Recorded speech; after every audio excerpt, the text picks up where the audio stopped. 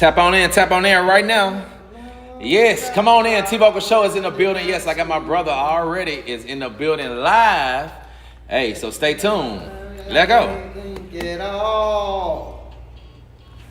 The lack of education doesn't hurt me none. I can read the writings on the wall. Kodachrome gives me the blind, bright colors. It gives the dreams of summer. It gives you all the curves of a sunny day. Oh yeah, I got a nice camera. I love to take a photograph. Mama, don't take my Kodachrome away. Bright colors.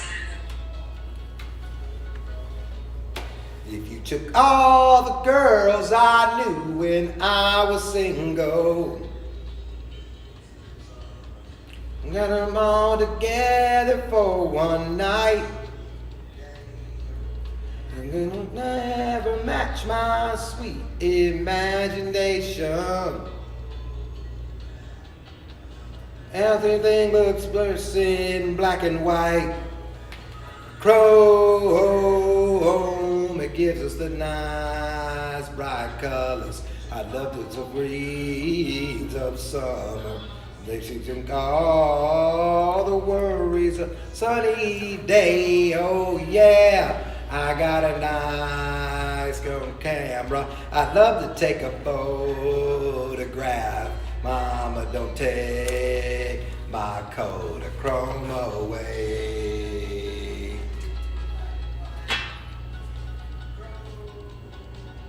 Don't take my Kodachrome away. Mama, don't take my Kodachrome. Send this link out. Send this link out. Tommy? Mama, don't take my Kodachrome. Mama, don't take my Kodachrome. Mama, don't take my Kodachrome away.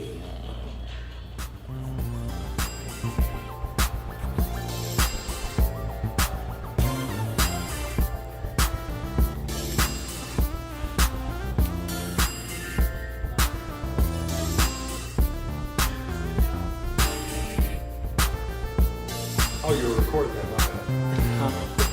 I said send this link out.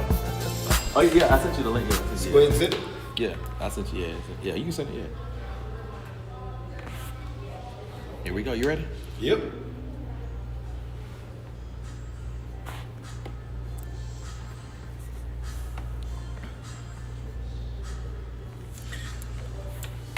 Y'all already know what time it is, man. I got my brother in the building. Yes, sir. The man himself. What's up, bro? Hey!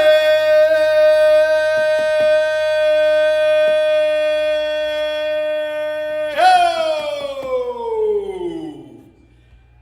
It's your brother from another mother man is big and live on the Tommy Nard Show.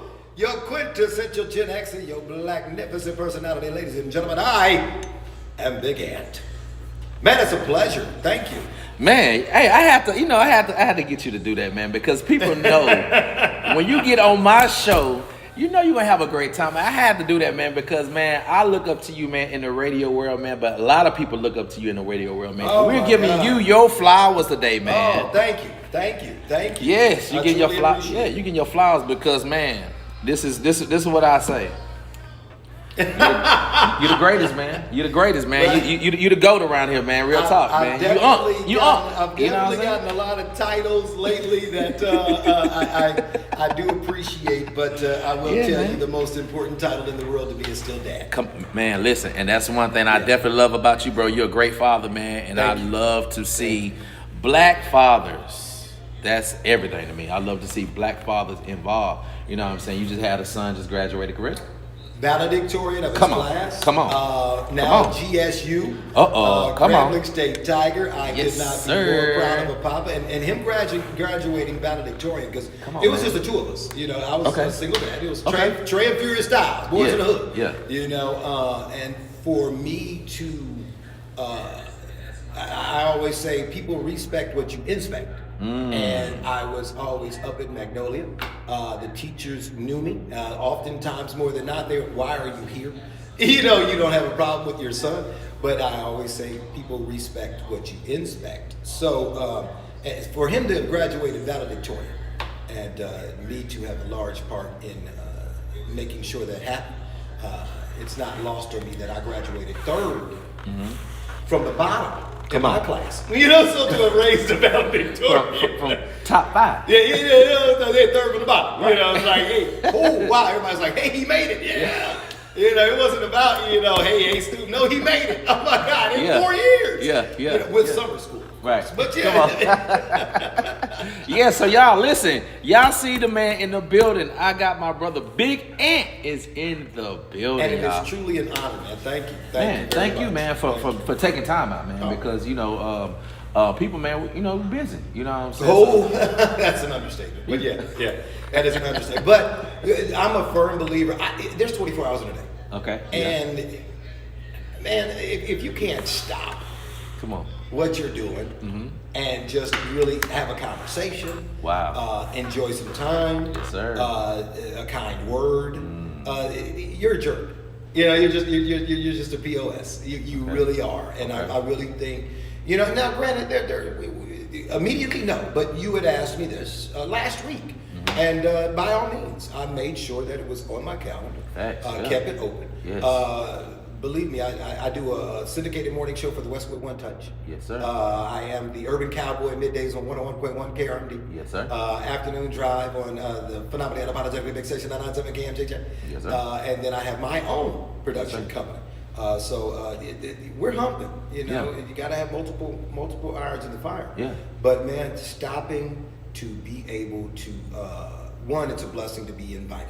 Yes, sir. You know, all you are doing is helping me. All I'm doing is helping you. Yes, sir. Facts. Why would somebody? No, I don't have time for that. Screw you. Go away. I gotta go. No, man, that's stupid. That just doesn't make sense. Doesn't make sense. You know, so that's again. So thank you for having me. It's truly an honor. Thank you for being on the show because And a dope set. I mean, the set is absolutely incredible. This is dope. This is. I mean, you really took me back. You got Snoop Dogg. You got Michael Jackson. Me and my son are Avengers Nuts. The Biggie painting. This is beautiful, man. Yeah. This is very beautiful. So I definitely wanted to, you know, throw some different things on the set. You nailed it. So of course, the Prince you know, jacket. And you see Gremlin right there. You know what I'm saying? GSU. You already know. Come on. So I definitely. You know, someone was so funny the other day. Someone was like, "Man, why you got this Gremlin?" Well, listen, I like all HBCUs. Bring me their stuff. Yeah. I will put it on there. So I don't have y'all paraphernalia. I grew up Exit 81. There it is. So if I grew up that, you know what I'm saying? So so let's get to it. Come on. Tell everybody where you're from. That is the $1 million question, honestly. I was born at Womack Army Hospital in North Carolina, Fort Bragg. My father was a Vietnam vet. 28 days later, he got his papers. We went back to where everybody else in my family was born, which was Omaha, Nebraska. Omaha. There are black people in Omaha. Yeah, that's where the champ from. Exactly. Come on, that's where the champ. Come on.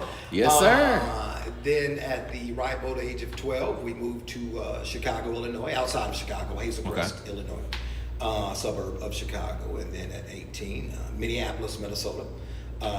Then from there, a storied career of radio. Lived in the Bahamas for a while. Oh, wow. DJ'd on a cruise ship. I would not recommend that for the week. Wow. Back to Minneapolis. She said not for the week. Not for the week. It is not for the week. It is not for the week. If you no, I would not recommend that. I've never had a job that made me more of a people person. Okay. Because of the cruise ship, I can literally look at anyone and within 15 seconds of their handshake, I can surmise something about them. That was my job. Believe it or not, the big red boat, before Disney started building boats, this is how long ago it was. Before Disney started building boats, the big red boat premier cruise line was Disney.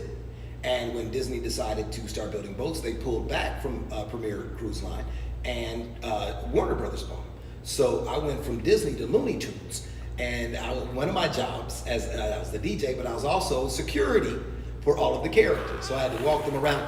I can't tell you how many moms I would have to bug, like, get out the way. Right. My kid hasn't seen Bugs Bunny, lady. Bugs Bunny is hot and ready to fall out in his costume. You know, so You got to go. yeah, that was my job, and so my job was to meet people and be able to remember their names the entire time. Look them in the eye. Hey, Bob, guess what, man? I heard they're hitting big on the tables over in casino number 3. You know, because Bob was a gambler. We had the gospel cruises. I also had to teach line dancing every Thursday night for the country night. So yeah, it was. So you can line dance? No, I could. Again, that was many years ago. I've been in radio 35 years, entertainment business 35 years. That was many years ago. My brother was teaching line dance. Teaching line dance, yep. The Chocolate City Shuffle, the Boot Scootin' Boogie, and every opening Bon Voyage party, I had to teach the electric slide to all of the ancient blue-haired white women who could not find a beat if I threw it at them. So wow. it was definitely a rock forward, Right. rock back, go left, go right. I'll do it with you. Come on, Grandma. Come on, right. So right, yeah, right. yeah. It was Follow it was- me. exactly. Don't follow anybody. Yeah. Follow me. Yeah. Come on. Back then, you could hold them on their hips and wind. Now you can't. Oh, yeah, do you that. can't, do yeah, that now. yeah. That's been budgeted out for the 2025. Good charge. A good charge. It's amazing how though time has brought a change on Oh certain man, stuff, man. most definitely. I was just thinking about, I was like, man, they was like smoking cigarettes on a plane. Oh brother, the first board I ever Like, worked on, radio board, had a built-in ashtray on it. You know, right? Yeah. It's like Yeah. it was like that was just a thing. I mean, you go to even I was just watching this documentaries. I mean, even at a basketball game, they're smoking cigarettes. Like at I'm talking about smoking. I'm Yeah. like, you know, things like that. But now you can't even. You better not. Your previous guest, Restaurants, my you better brother not. Wade. Yeah. You know, he and I were laughing because we were on a podcast last night. Yeah. ironically, and the young man that was hosting the podcast, a brilliant young man, a budding future.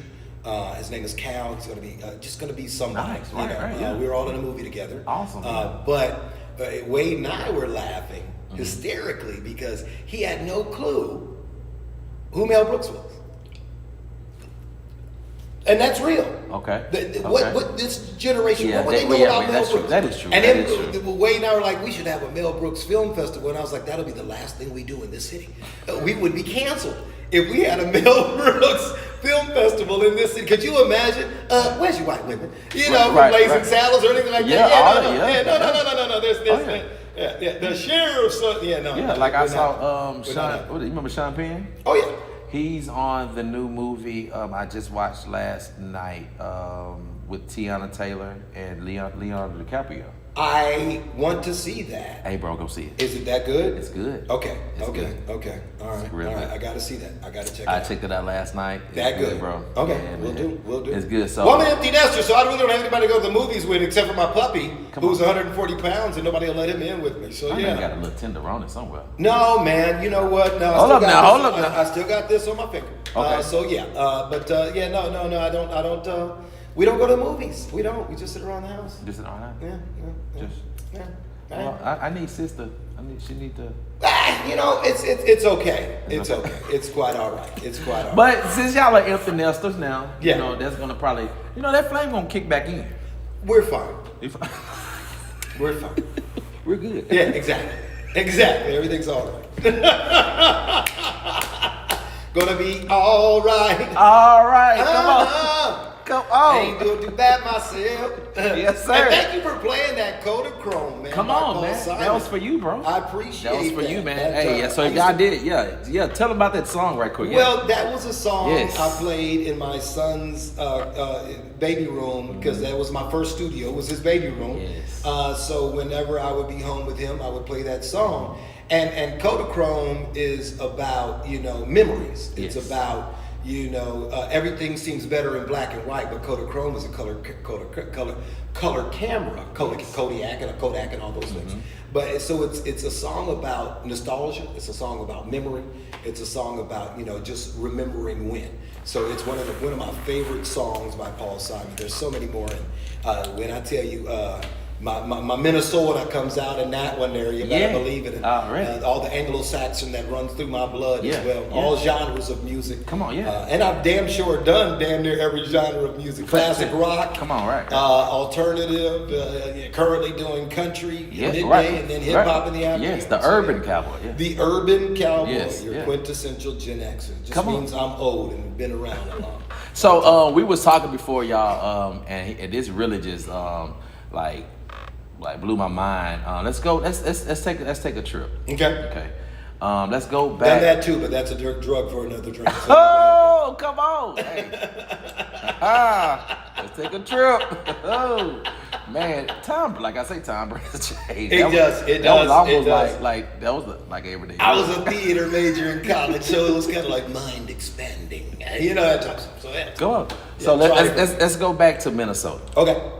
Okay, because I was talking to you about Purple Rain. Yeah, Purple Rain and things like that, and how I watched one of Prince videos and things, and I started talking about Purple Rain, how Studio 7, right?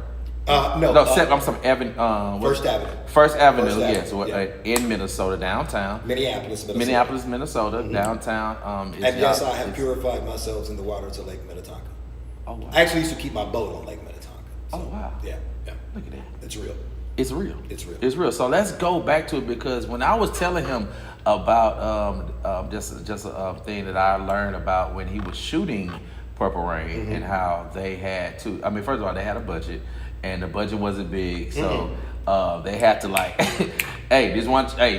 that's it. We gotta go to something else. You know what I'm saying? Also, this was his first time, Prince, even in a movie. You know what I'm saying? And it took so long for them just to, find a director. All that type of stuff went on. You know what I'm saying? There was a big history about that too, with Jim Brown and Richard Pryor being greenlit to do black films. And that was supposed to have been their first one, but there was a whole bit of controversy behind that. Yeah. See, so controversy. Come on, Okay, yeah. So I was telling you about how they had multiple cameras, but they had to shoot that one scene at that one time with multiple cameras. Then you told me what? I told you that I knew plenty of people that were in the studio audience of that actual scene. Yeah, Purple Rain. Yeah, I'm gonna blow your mind even another one out. Blow my mind, bro. Number 817, bronze ticket, purple overlay. I still have it. Prince's 1999 New Year's Eve party. I was there. Tom Joyner, Doug Banks was still alive then. Stevie Wonder, Spike Lee. I mean, the host. It was unbelievable. I bet. 1999. Now, obviously, it wasn't New Year's Eve because you can actually buy it. You can buy that whole event. I believe it might be on DVD. You might be able to find it on YouTube or something like that. But yeah, Prince's 1999 New Year's Eve party. I was there. I'm gonna have to look that up. I'm serious. Wow. Yeah, 1999. Yeah. And it was at Paisley? 2000 party. Oh yeah. Is that Paisley? So what? It was at Paisley? Is that Paisley? So I got to go to Paisley. Yeah. Oh, you do? I would recommend it to anyone. Listen, go. Please now, go. Every Friday night, Prince threw an after set there. Yep. And it didn't start until 1 o'clock in the morning. Facts, private parties too, yeah. And typically you stood outside and waited until he let you in. Well, I was partners with Brother Jules, who's passed away. Okay. And that was Prince's personal DJ. Okay. And he did a lot of the remixes and things of that nature. Yeah. Well, he and I were on radio together. We were the Wonder Twins. And Twins. Yeah, we were both fat and light-skinned and liked to dress sharp. So that's what that was. And so he was like, hey, man, come on out. So every Friday night we would hang. I'm telling you, some Friday nights was an absolute epic event. It was over the top. It was packed. It was a jam session. It was cool. And then some Friday nights, it would be 6 people in there, and Prince would literally sit on the stage and just go, thum, thum. That would be it. But I met some great friends that are still friends to this day in Minneapolis. Wow. Yeah. Definitely different. Wow. So I was able to I was able to be a tour. I was a fan, you know, so I took a tour of Paisley Park. Rest in peace, Mr. Prince Rogers. I definitely, I had to go there once and get passed, and once they opened it up for everybody. Is the DJ booth still there? I'm curious. You would know the DJ booth if you saw the DJ booth. It is a giant white phallic symbol. You talking about in the sound stage area? Yeah, It's still there. Yeah, still there. That's where Brother Jules DJ'd him. Wow. He hated it every moment of it. Listen, first of all, that little part right there, like a little club. Yeah. Like that's dope. We made that. No, like, that's what it was every Friday night. Yeah, it was like, and it's so like, man. Yeah. The man, first of all, Prince is before his time. Still lived in a superstructure type of place where they even had in his sound stage, bro. They even had a computer conference where Macintosh and all them came to his spot, set up their computers and stuff, and people came like a little convention thing. They had a convention at his spot. Yeah. They've had the mothership been in there. Yeah.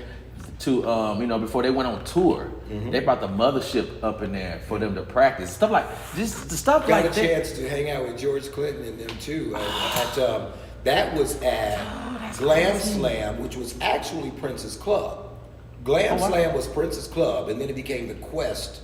Yeah, I might have that backwards, but I think Is it downtown? Is it? Yeah, downtown. Okay, cool. And his purple Goldwing used to be in there. Wow. Very, very small bike. Very small. It was built for him, but yeah. he wasn't actually a rider. All those things that was him riding. He was actually a rider. Yeah. Wow. Man, that's y'all see. Lots of great concerts in the Quest. I mean, we could be sitting here all daggum day. Man, that's. He was also a lot of people. I mean, everybody thinks he was a recluse, but I can't tell you how many VIPs sections that I would be in with him. That would just be in there. There's a place in Minneapolis called Bunkers. Bunkers is still to this day when I go back, and it's rare now that I go back because I have such a love for what Minneapolis used to be. Okay. Not for what it is now. Okay. But for what it used to be. Okay. Bunkers was a nightclub. Mick Sterling and the Stud Brothers used to perform there. You could throw a rock and hit a live band in Minneapolis. There's a quintessential Minneapolis sound. Lips Incorporated, Jets. Yes, the Jets. Alexander O'Neal, Sherelle. Had dinner with Janet Jackson at the Minnesota Black Music Awards because she was in town putting together the album that she did with Terry Lewis and Jimmy Jam.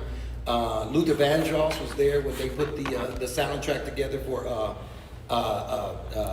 what was that movie with I can't remember the name of it, but anyway, they did a soundtrack together. But I mean, at any given time, you'd walk into Bunkers and there would be Terry Lewis or Jimmy Jam jamming out on stage. Not Alexander O'Neal.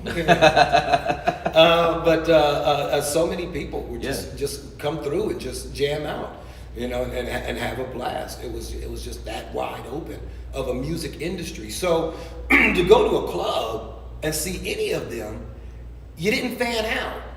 Because it was Minneapolis. It was the Minneapolis sound. It was, the Fine Line, South Beach, Joe's. There was so many different places that you could go. And what's wild is the snowiest, coldest nights. You'd be like, I'm going to the club. Why? Ain't nobody going to be in there. It'd be packed. It'd just be packed. Stupid packed. Can we cuss on this? Yeah, dude. It would actually be packed. Because everybody was thinking the same thing. So yeah. Wow. See that's and what time? What years was? Oh, this was way back in my day. It was well for me it was the 90s. Okay. The 90s were just. Rayon was still big, shoulder pads were still cool, and everybody had their Stacey Adams on because that's what Morris Day told us to do. So yeah, it was great, man. It was a great time. Adults were adults. You dressed to go to the club. It's totally different now. And you danced. Here's a wild card. Come on, let's talk about it. With girls. Come on. I exactly. Right. You dance with a girl. Yeah, it went. You actually asked a girl to dance with you. You bought her a drink, and We you know danced all it was. You sweat that rayon out. You had to take it to the dry cleaner the next day. Come on. Yeah. So it was a good time. It was a good time. It was a great time. Great time to be alive. It was a great time to be in Minneapolis.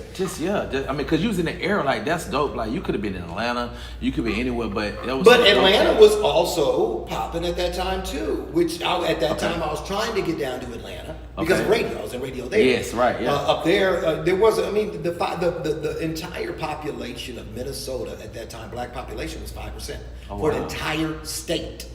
And it was all located on the north side of Minneapolis for the most part. You know, I can't tell you how many white people I would run into. And I mean, they would look at me odd because I was the first black person that they had ever saw outside of television. Wow. You know, they're coming down from the sticks, coming down from like, Iron Range and Steel, Minnesota, places like that. No, not at all. Not at all. So it was a niche population. We all knew each other. Some of the cats that I still talk to on a daily basis, Q-Bear, Walter Q-Bear Banks, who is instrumental on the north side at KMOJ 89.9. And then you got Pete Rhodes, who gave me my first opportunity in radio, who started the Minnesota Black Music Awards, WRNB cable FM. Yeah. So my first radio station I was on was a cable station, Channel 38. So, you know, you're scrolling like, ooh, 38, I can listen. You know, that was it. So, and then KDWB, which was the powerhouse back then, which I really learned to cut radio. So how old were you when you started? Oh, man, 19 years old. 18, 19 years old. Yeah, I can tell. Yeah. I can tell that this has been a life thing for you. I can tell. It's in you, bro. You know what I'm saying? Like, music is in me. Cut me, everybody I know bleed me. music. Right. Yeah, everybody know me. Yeah. I'm a drummer till I die. You know what I'm saying? I just decided to transfer and just level up a little bit on the whole aspect of entertainment. Yeah. If you understand what I'm saying. Well, music or not music, but radio. Radio for me, the beautiful thing about it is honestly what we're doing right here.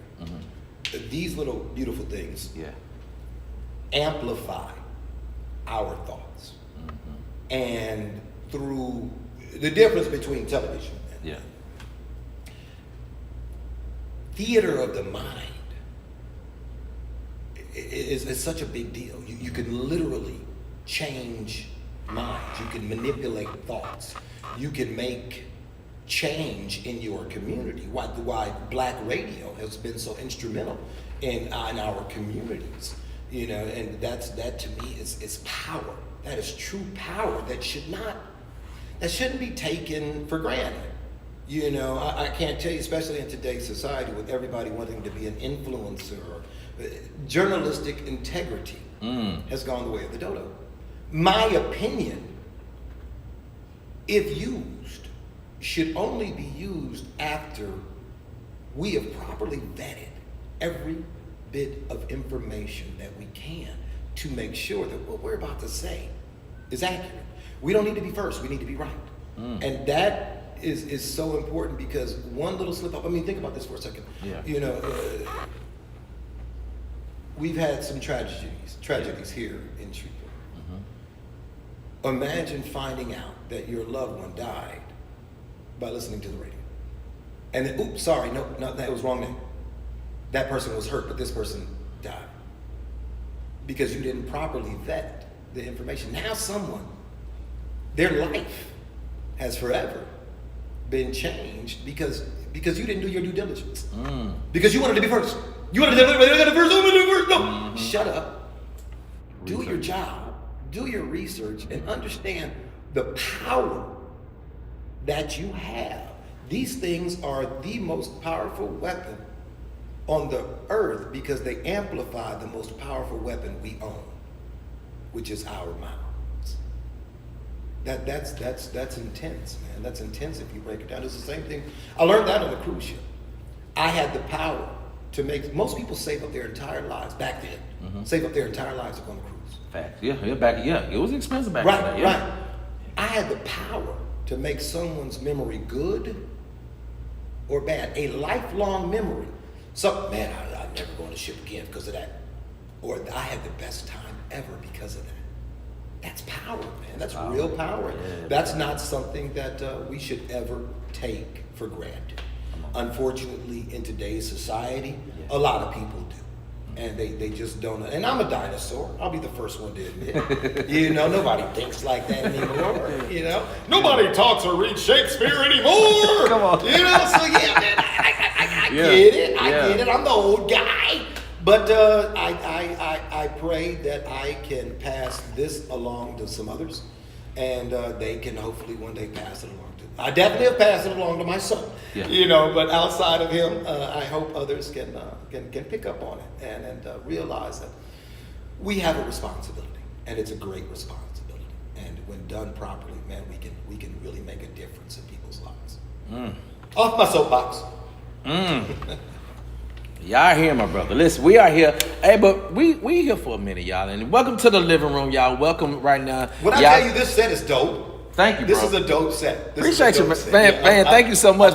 Thank you so much. So if y'all see the tag, y'all see Anthony L Simmons. I need y'all to right now go to my brother page, like, share, comment, check out all the things that he is doing. Also, too, if you want to be in the radio and all the good stuff, don't do it. Run.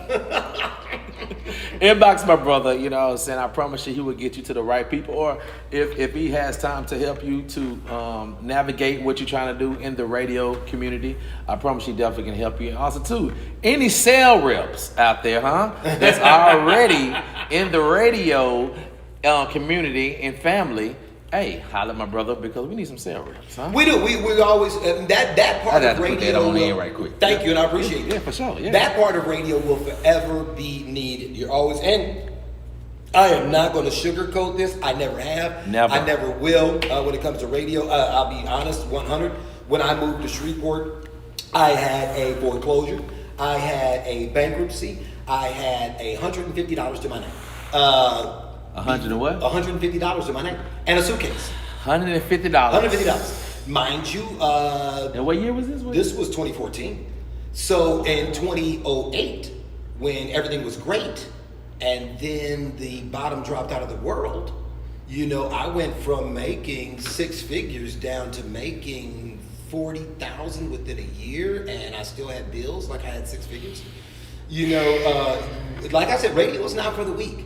Yeah. I've had really, really, really, really, really bad credit, 4 times, but I've had great credit, 5 times. Yeah. This is not for the weak. You have to realize that there are highs and there are extreme lows, and it's about passion, it's about love, it's about, saving your pennies, saving your dollars, saving your dimes and everything, and knowing that just because it's bad now doesn't mean it's always going to be bad.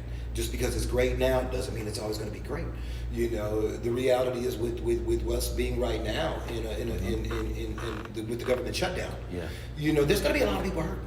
There's going to be a lot of people hurting, and because of that, businesses are going to pull back on that first thing, marketing dollars. And it's like, oh no. So in radio now, we've had to become more creative. We had to become extremely creative. It's how we can help clients and help our listeners connect, which is why the influencers, what we are, have become so important.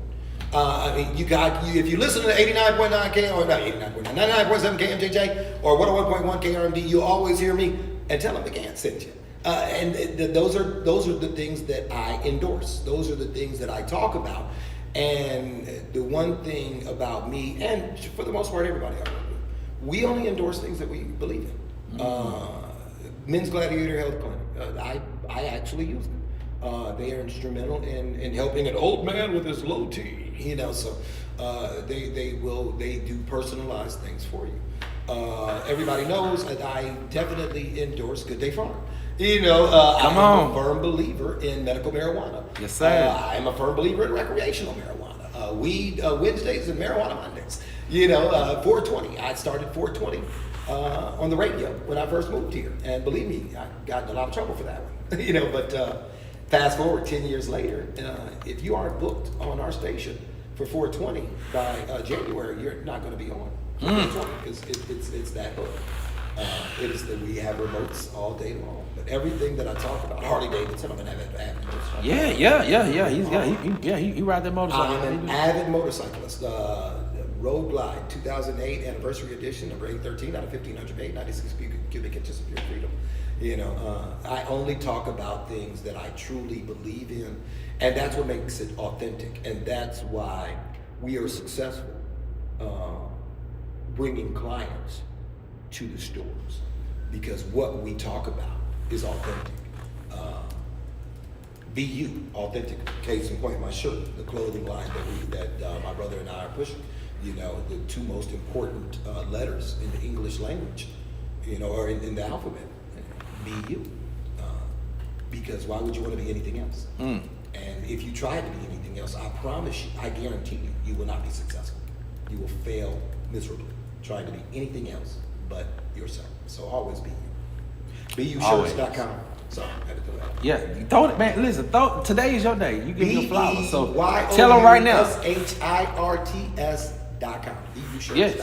I need y'all to get it. Yes, and there's multiple lines, different styles. This is my favorite one, the BU shirt, authentic. But and how much are the shirts? They vary. They vary. I actually have button downs. I have formal wear. Wow. There's different types of lines, and I definitely got to get a shirt, bro. I have plenty of them with me smoking cigars. BU, because I'm also he's an advocate. Yeah, he's an cigar advocate. aficionado. As soon as we walk out of here, I'm gonna have my my Perdomo. He's an advocate. He's an advocate when it comes to the cigars, and he don't be having them cheap cigars. Well, man, ain't swishers. I'm not allowed to have them as. For me, here's the deal about cigar smoking. Okay, let's go. When I smoke a cigar, it's 2 hours of relaxation. I don't want to be interrupted. I only want to have conversations with people that are like-minded. I want to engage. I want to laugh. I want to joke. I don't want to work. So for that 2 hours, I'm going to enjoy what I'm smoking. And a Swisher just don't cut it. Perdomo Champagne 10th anniversary is my favorite go-to. It's my daily go-to. I've always loved a good Zeno Grandmaster Platinum. It's a heavy pepper. So if you don't like a pepper, that's not for you. The most consistent smoke that I take in, though, is a Perdomo Champagne 10th anniversary. Come on. It burns even. It's airy. Yeah. It's a good cream with a light pepper, not a medium flavor, and it'll always burn even. It's a good roll stick. And for those of you who are like, what the hell is he talking about? Feel free to join me. If you don't want to talk business and you want to talk sticks, we can definitely do that. Come on. Indeed. And also too, you know what I'm saying? If y'all want to bless my brother with some, ask him what he want, and hey, y'all gonna bless him, bring him on down. Oh no, you don't have to do that. But honestly, if you do want to talk radio eloquently when we're out having sticks, I'll do that, because that's the one thing you got to shut me up about. Now I actually check myself, because I'll get on the soliloquy, man, and it'll be going, and the next thing I'm like, hey, tell me if it's too much. But knowledge is power, bro. What I'm saying? So listen. If I come to you and we start talking and you get happy about something, go down the rabbit hole. Man, that rabbit hole is with Marconi. Because I just love history about things, and because that's just amazing. All the things that you have done. Let's get to, how did you get to Shreveport, Louisiana? I got fired. Okay. I got fired in Huntsville, Alabama. I was in Huntsville, Alabama. The gentleman that I worked for, his name was Huntley Batts. He passed away recently.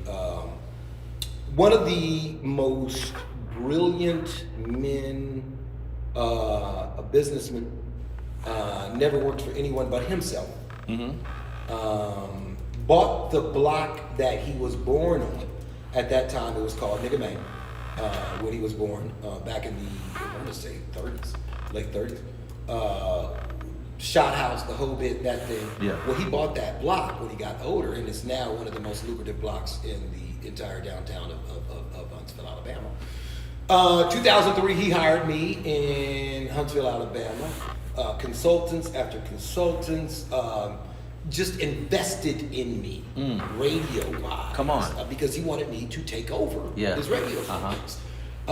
Just a brilliant man. And I couldn't be more grateful for everything that he did and gave me, the tools that he gave me. Fast forward to 2014. It was, I want to say August 9th. It might have been a Wednesday. He comes in my office and was like, Big Ant, I gotta let you go. Oh, I know that was tough. No, actually. Big grin on my face. I'm like, this is a business. No, I'm talking about for him. Oh yeah, it definitely was. I know for him, because I know that you are an asset, not a liability. Anyway, I was becoming a liability. I'll be the but you first was, one to admit that. but you was coming, but you admitted, but you was coming a liability. I was. I definitely was. I should have Wow. left him 5 years prior. Oh wow. Yeah. But here's something that I caution everyone. Okay. Be careful. Be very careful that you don't fall in love with someone else's dream. Again, go back to be you. I've always wanted to be on air. I liken it to, I'm also a Trekkie. When Captain Kirk was promoted to Admiral, he was miserable. I had completely come off air. I wasn't on the radio. I was in management. I was making sure everything was running smoothly at the office. That was so not me, you know? Yeah. And it took me, I never forget, it was a Wednesday, I got fired. Tony Terrell, who's still in Huntsville, WHRP with Cumulus, my number one competitor, by the way, at that time. She called me on a Friday afternoon. She was like, is what I'm hearing true? I said, yes, it is. What are you going to do? Are you done? I said, I think so. I was really like, I'm going to go sell Harley Davidsons. So how many years have you been once you got to Huntsville? How many years? And I've been in radio? Yeah. Well, I've been in 35 now, so that was 25. Okay. Yeah, So you done put your dues in. No, man, so that was the third time I tried to quit. Oh wow. Yeah. So being an avid motorcyclist, I went to Harley Davidson. Okay. And they hired me on the spot. And then of course they were like, I asked them some questions. I said, so when are the hours? And they were like, well, 9 to 6 every day, Sundays and Mondays off. And I said, like 9 to 6, you're open. They're like, no, your hours are 9 to 6 every day. I said, so I got to be here 9 to 6. And they were like, well, yeah. I said, so what if I want to leave? And they were like, well, for what? I said, because I want to. And they were, well, we don't do that. And I was like, but no, I really want to leave. And they were like, no, well, that's radio. Well, my station's 24. I work 24, but I choose the 24. Like when I leave you here tonight, I'm going to go to the station, do some recording, and then go home. And then tomorrow morning, I'll get up. You know, me and my puppy will walk around a bit, and then I'll get ready to go to work, and then I'll go away for a couple of hours. Then I'll leave and, you know, go do some things, maybe go visit some clients or something like that, go check out some possible future clients or something like that, then come back. So it's one of those type situations, you know, where you're not... It's flexible. Yeah. It's very flexible. It's very flexible. But it's also, you have to be accountable. Come on. You know, you can't just take advantage of that. You have to be accountable. Gotta be accountable. You have to be accountable. You have to be held yourself accountable. And that's what radio is. So, Tony Terrell, still to this day, one of my mentors, just somebody I love, appreciate, and would never ever, can't speak highly enough about Tony. She called me that Friday and said, you know, is it true? I said, yes. She said, well, take your time. Call me Monday. And if you're still interested, send me your resume. So Monday I sent her my resume, and she called me and was like, I'm going to send this off. You're going to get a call at 11:30. This is a true story. You're going to get a call. All right. She said, because I had never recommended for anyone for a job at Cumulus. Yeah. Ever. Now, Tony, at that time, was the literal face of Cumulus. When you typed in Cumulus, you saw Tony. Yeah. You know, she was like the person there, like, black female, you know, so many, but Cumulus. Yes. You know, and when I tell you powerful, I'm telling you, Tony to this day can still shake my boots. And we're both programmers, you know, so, but she can shake my boots, just that good. That, I mean, she is that PD that is like, I have earned my stripes and you will not diminish them. That's who Tony is. He is still to this day in Huntsville. So she did, sent off my resume, and 11:30 I got a phone call, and they were talking to me about Shreveport then. I didn't accept the job right away. It took me 4 months to accept the job. 4 months to get down? I did not want to get back in the radio, and there was a reason. Yeah. When I tell you, you know, the universe, God, Allah, Jesus, whatever you want to call him, whoever you pray to, he waits on you until you're ready to accept what he already has for you. And what had happened was every week I'd have to do my unemployment, you know, and every week I'd go on my laptop. Well, lo and behold, in my laptop, I never took my little key fob out.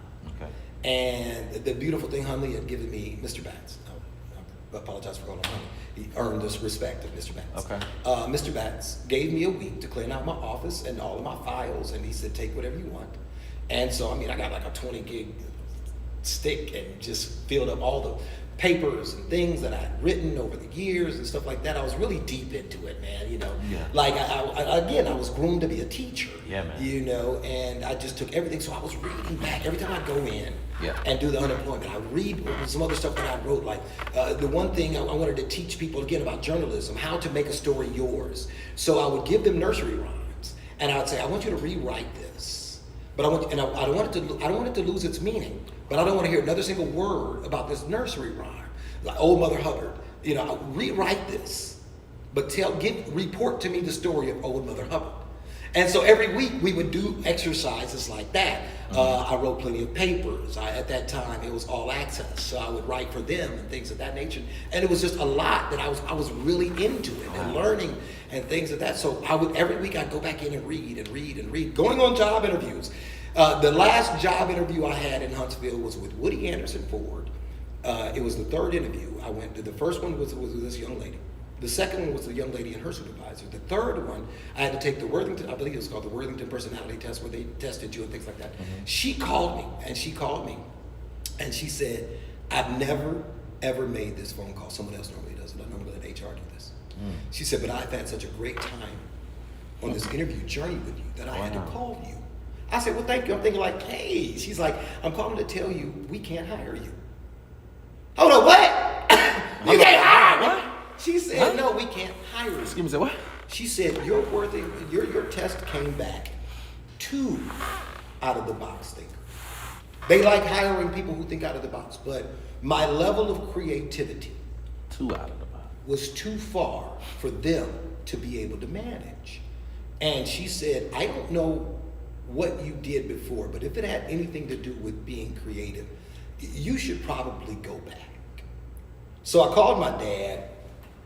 He's my real Superman. He's my everything. He is my dad taught me how to be a good dad. His dad taught him how to be a good dad. And his dad taught him how to be a good dad. So all y'all saying that we ain't got no fathers, we got plenty of fathers. Facts. They've all taught us how to be true men, real men. Yes, sir. And he said, I said, Dad, I think I messed up.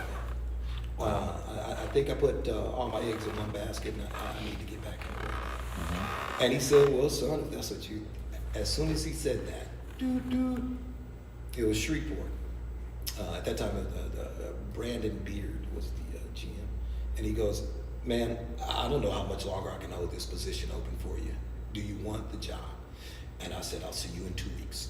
December 8th, I signed on. December 8th of 2014, I signed on here in Shreveport. And here I am with you. Wow.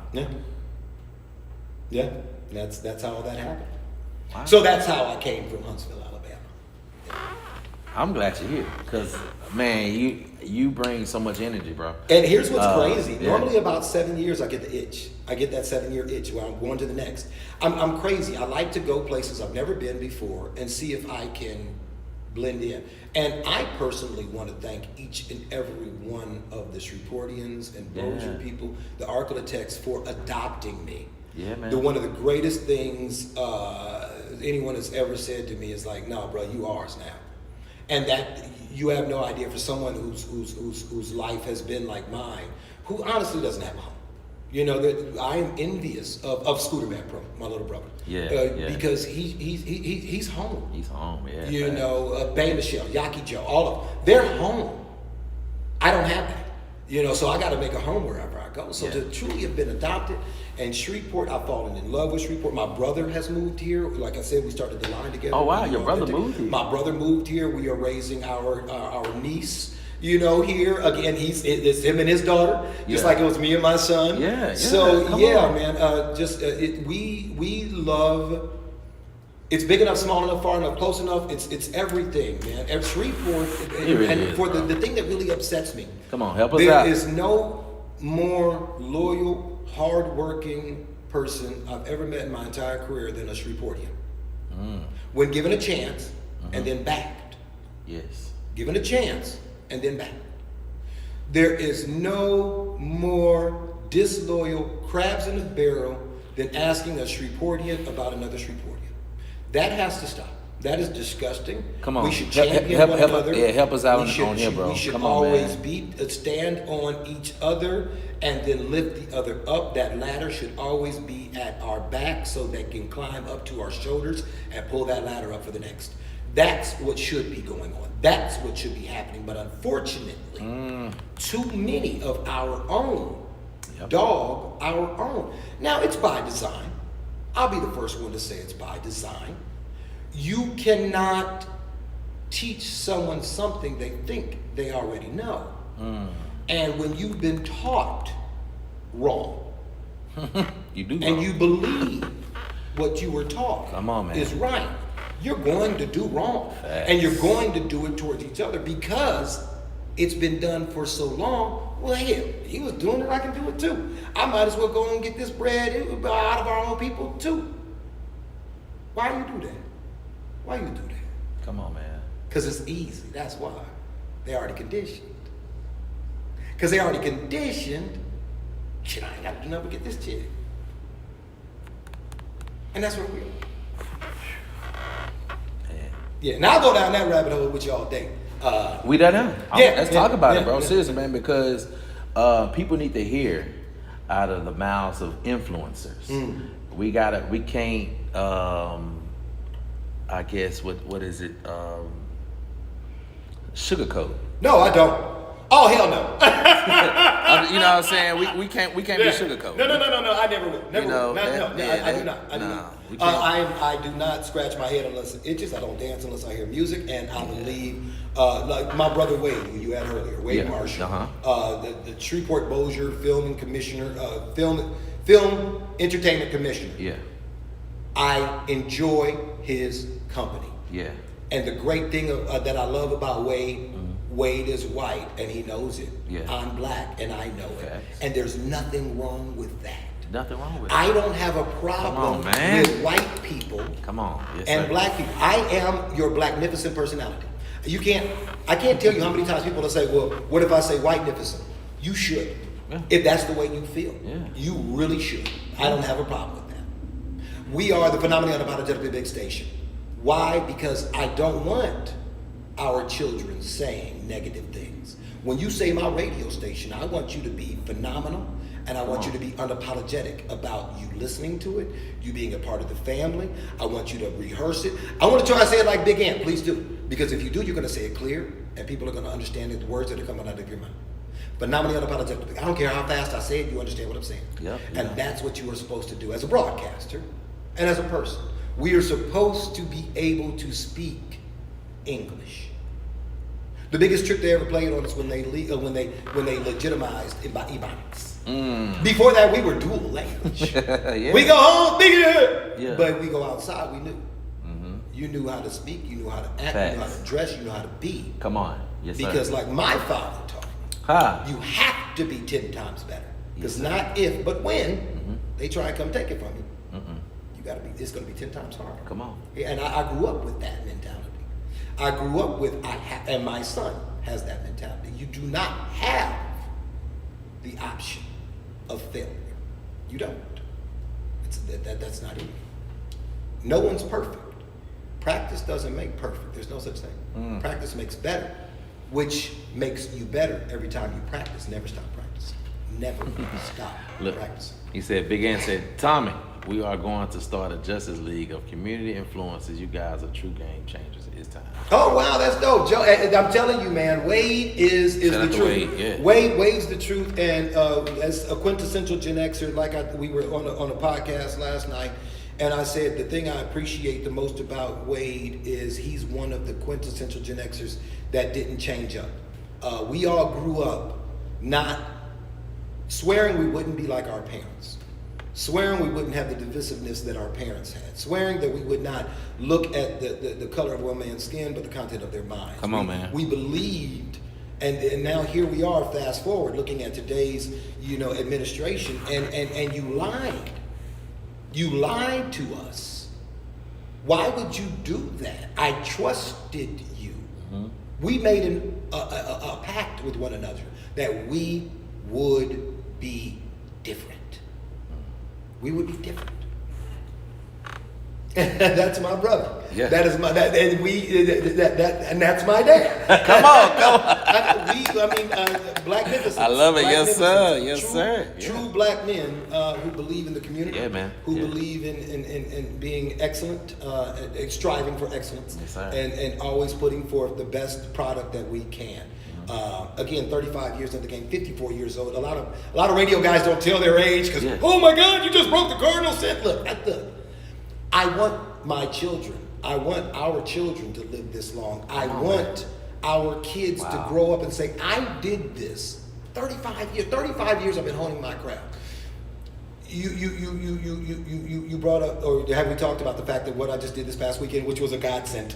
Yeah, the centennial. Come on, man. Let's talk about it. Yes, sir. The centennial. Come on. Yes, sir. Of the classic. Yes. Stay fat. October 19th, 1925 was the first meeting, and I did the centennial. Yes. When I tell you, I was a kid at Christmas in a toy store with a blank check. Come on. It was everything to me. And how it came about was they asked me to do the press conference here. Shouts out to David Aubrey. He's the one that put my name in the bowl. Come on, man. Because of the pride and the joy that I showed on social media about my son becoming a Grambling State Tiger. Wow. Yeah, man. So I walked in there and they were like, okay, so you're going to host a press conference? I said, yes. And they're like, okay. So I asked them, what do you want me to do? And they were like, well, we heard you're good at what you do. I said, so you just want me to be me? Yeah. And they were like, yeah. Are you sure? Exactly.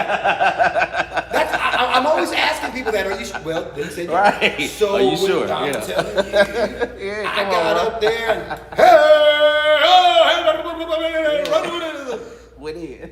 lo and behold, a gentleman by the name of Al Wash was in the audience. Come on. No idea who Al Wash was. Mm-hmm. No clue. Yeah. Get a call a couple days later. Mr. Began. Yes, sir. This is Mr. Al Wash. Yes, sir. I'd like for you to come and host my press conference in Dallas. I'm like, well, what is it? And he told me. I was like, I said I can check my calendar. He said, I'll pay you. I said, I'll be there. Mind you, the one here, I didn't even know I was supposed to charge. I was just doing it because it was fun. You know, and but we talked about that. You remember? Planting seeds. Planting seeds. Yes, we plant seeds. My Yes. entire career, if I ever had to write a book, would be called I Said Yes more than I Said No. Come on, man. So I go to the press conference and I said, on the drive over, I'm calling some buddies of mine, some record reps in Dallas that I hang with and smoke sticks with. Yeah. And I said, hey man, I'm coming to town for some press conference. And they were like, oh, who are you? I said, some guy named Al Wash. They blew up. Oh, it was dead silence, like crickets, like, you got Al Wash's number. Hold up. I think I got the there you go right there, the crickets. Exactly, yeah. Yeah. And they like, Al Wash called you. And I was like, tell him to give me a call. And I'm like, okay. So I started doing my research, like, the man. Right. Growing up, we knew Al Heyman up north. Okay. Well, he's the Al Heyman of the South. Oh, wow. Al Wash was instrumental in putting Tyler Perry on. Oh, wow. You know, this man, 50 years, he promoted the classic. Wow. So half of the classic's existence, he was the promoter for. Oh, wow. Concerts, things of that nature, everything like that. This man is, I mean, right?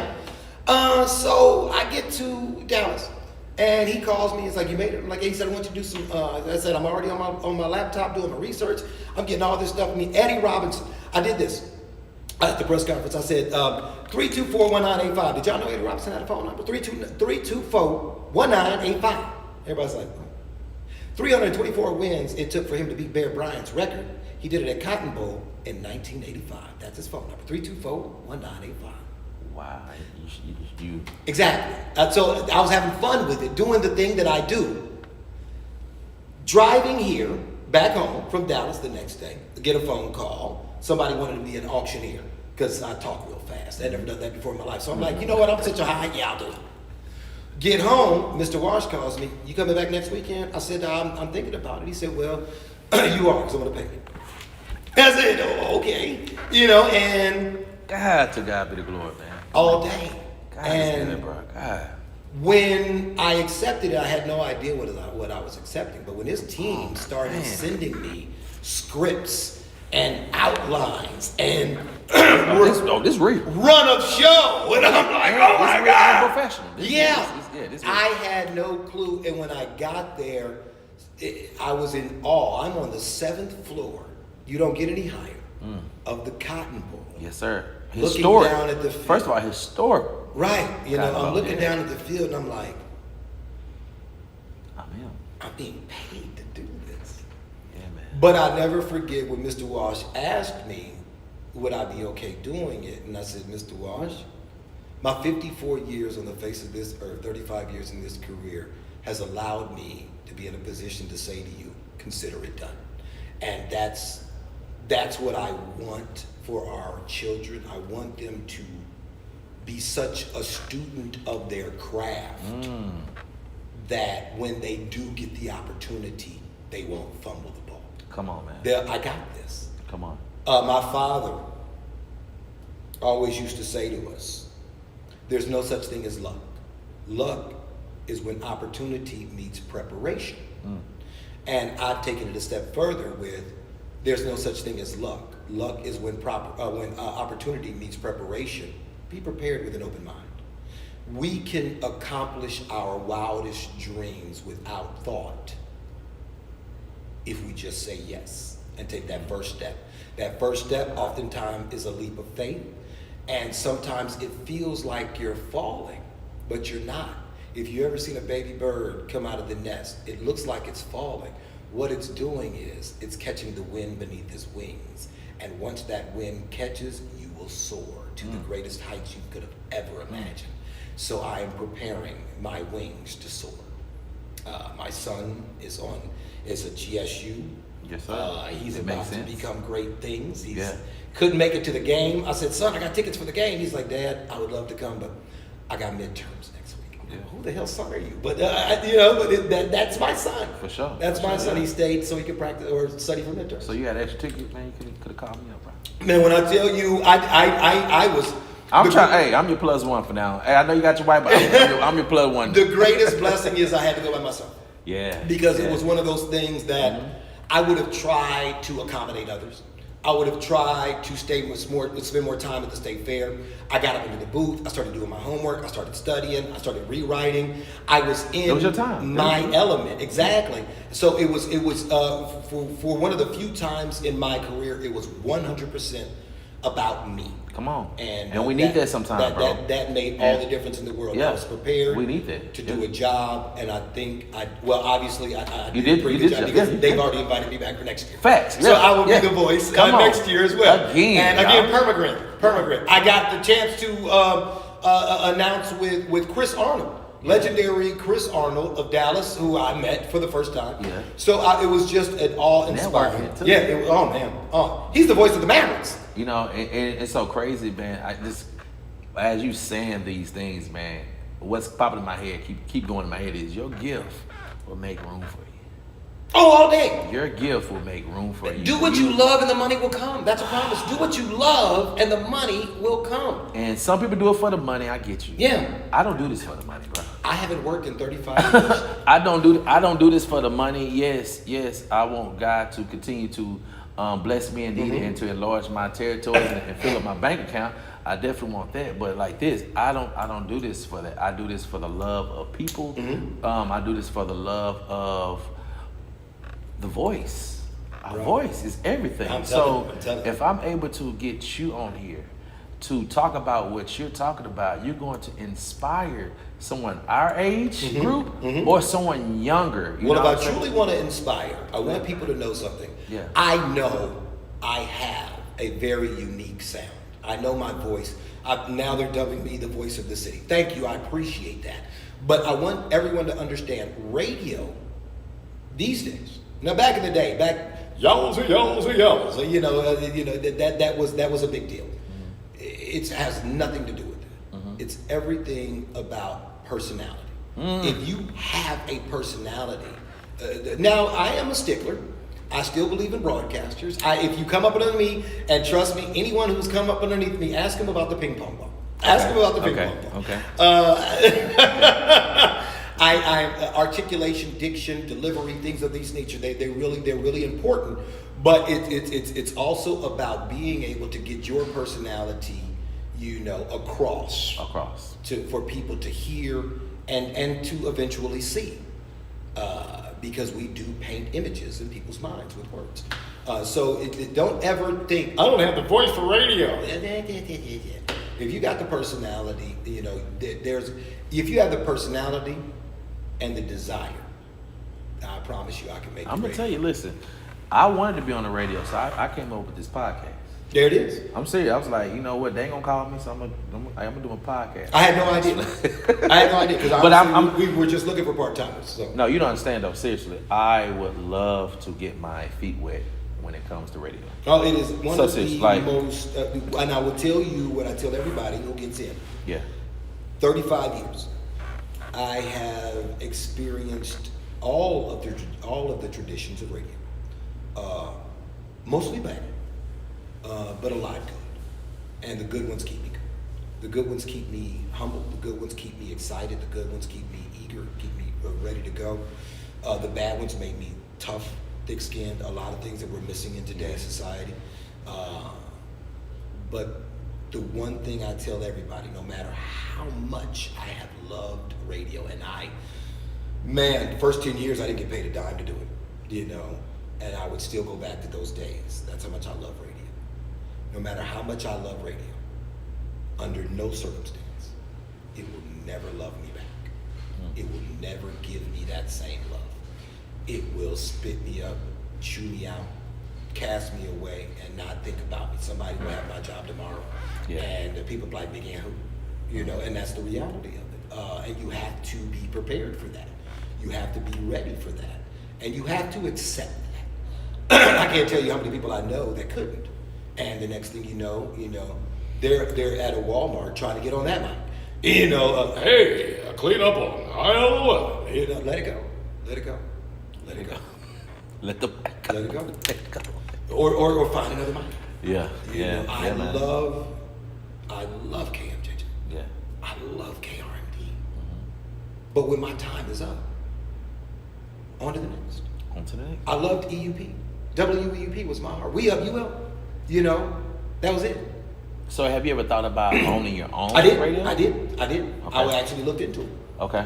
Yeah. I'm asking because this is the one thing about me. Yes, I've been 20 plus years in playing the drums professionally. So I say, I'm finna level up. I'm finna start doing music. I'm finna start producing. You know what I'm saying? To just level myself up because I want a studio. Yeah. You know what I'm saying? I want to own a studio. Right. So let me start to learn the other side of the industry and see where I can fit myself in, and then yes, I want my own studio. So I wondered if you thought about that. Oh, that's been a long, yeah. I actually was. I visited a station that was for sale in Alexandria. Oh wow! And then I went to go visit a station in Tuscaloosa, Alabama, that was up for sale. And I met with brokers. I'd really gone far. At that time, my best friend, when I signed off my show, live every single day like it's your last. One day you'll be right. See you, Mama D. That's my mom. Okay. Miss you, sunshine. That was my best friend, Shannon, who passed away unexpectedly. Yeah. And at that time, that's when I was looking for stations, and that about took me out. Yeah. And so everything else got put on the back burner.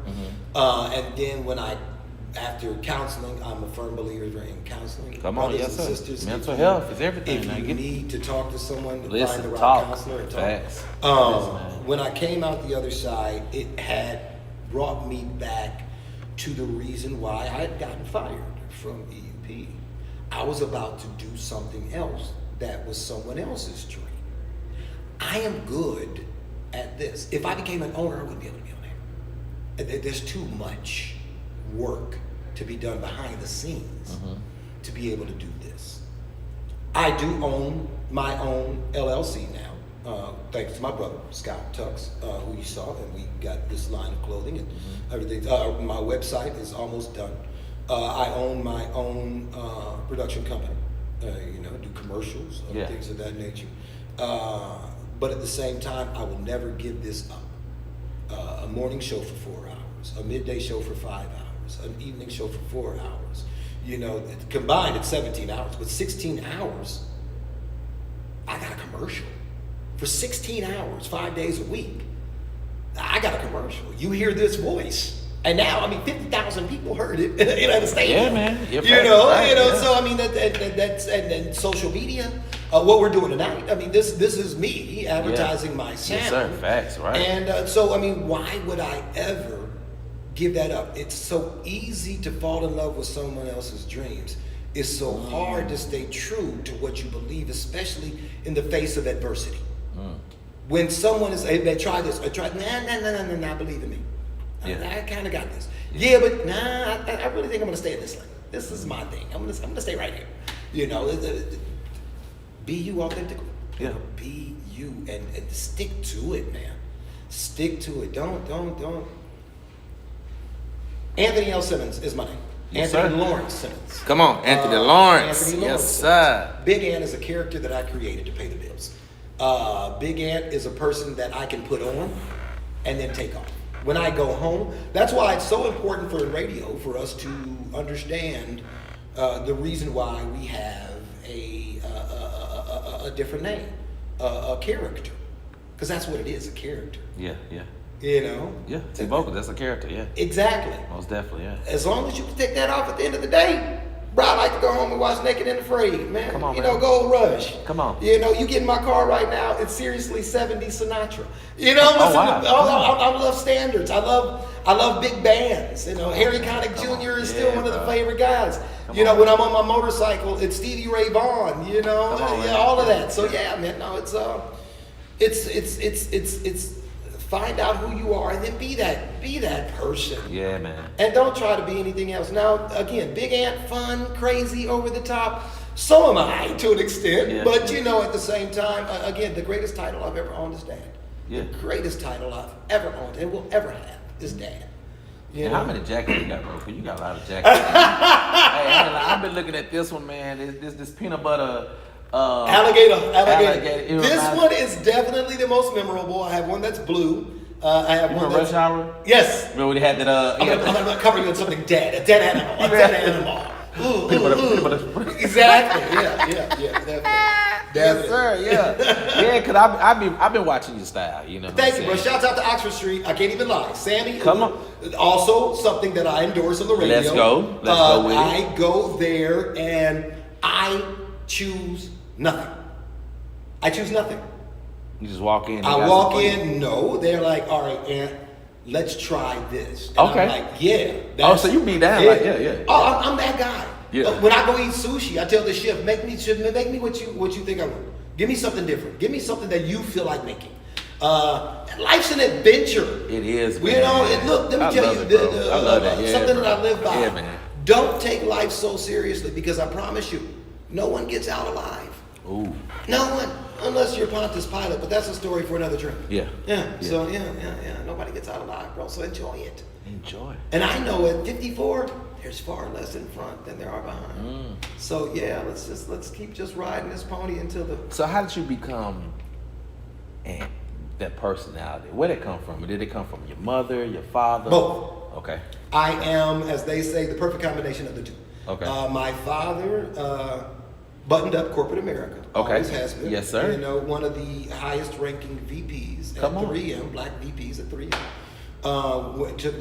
Saw the other side of the moon, lived outside the country. Just a brilliant man. And again, the most important title he ever had was father. Yeah, man. Was dad. We call him father. The grandchildren call him father. Yeah. And instilled in us the sense of style, the sense of flair. The funny thing is, when my son became of age and wanted his first suit for his first dance, I took him out to Oxford Street. Yeah. And everybody's like, "You gonna have him just like an old man?"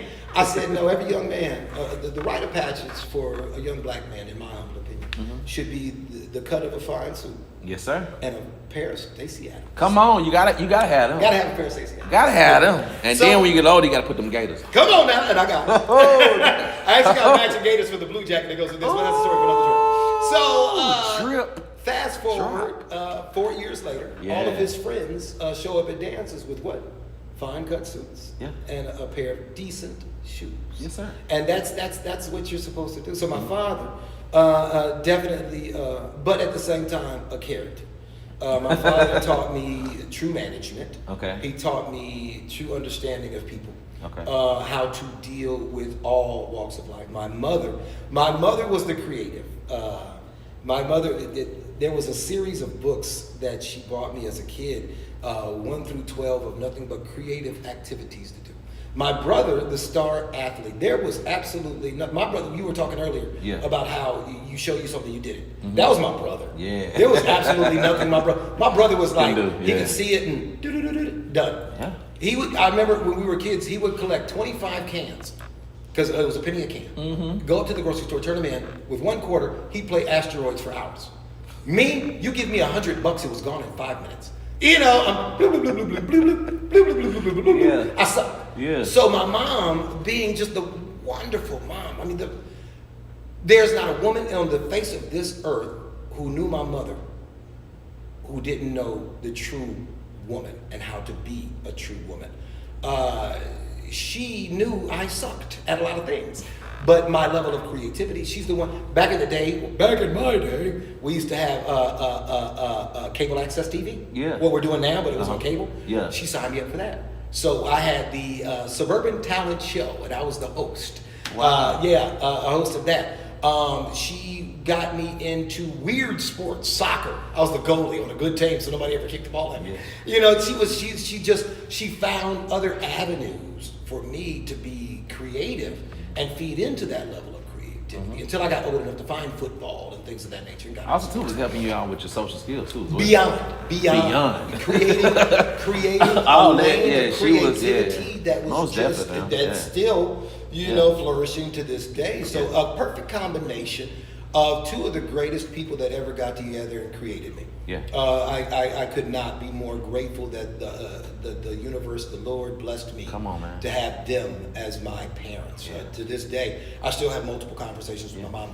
The last week we were together, she always said, because I would fly out to Vegas. Yeah. And she said, I think I would always go out there and cook her something, you know, because, you know, cancer. She died of ovarian cancer. Yeah.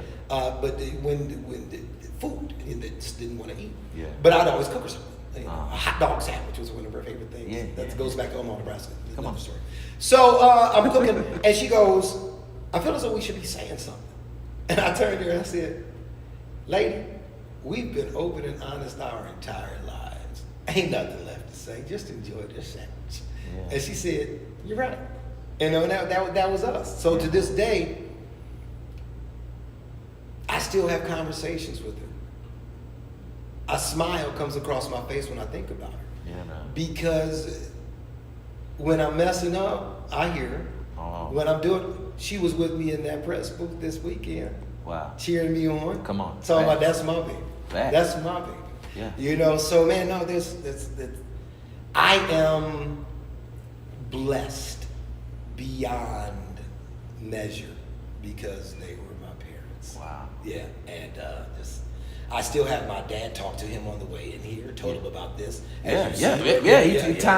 Appreciate you. Hey, now, Pop, I need you to subscribe. And brother, anybody else too, I need y'all to subscribe. It's free. Yeah, please. But subscribe to the YouTube channel, but also to like and share on Facebook and Twitch and all those great platforms. But that's I mean that was dope to see. That, you know, we're that close. We're a clan, but that's what it's about. Though. We are a clan. That's what it's about. Supporting. All day. There's nothing.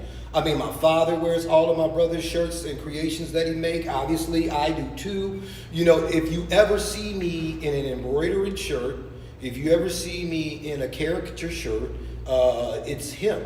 His level of creativity is beyond. Yeah. And the thing that really pisses me off about my brother, and I hope he's still watching, he's listening. And bro, I need a shirt because I need to wear it on my platform. Yeah. He's such a freaking perfectionist that it's like, dude, that's fine. Nobody's gonna notice that, you know. But he does. He's detailed. And the crazy thing is, like I'll get on him about that. Yeah. But they'll come to my studio.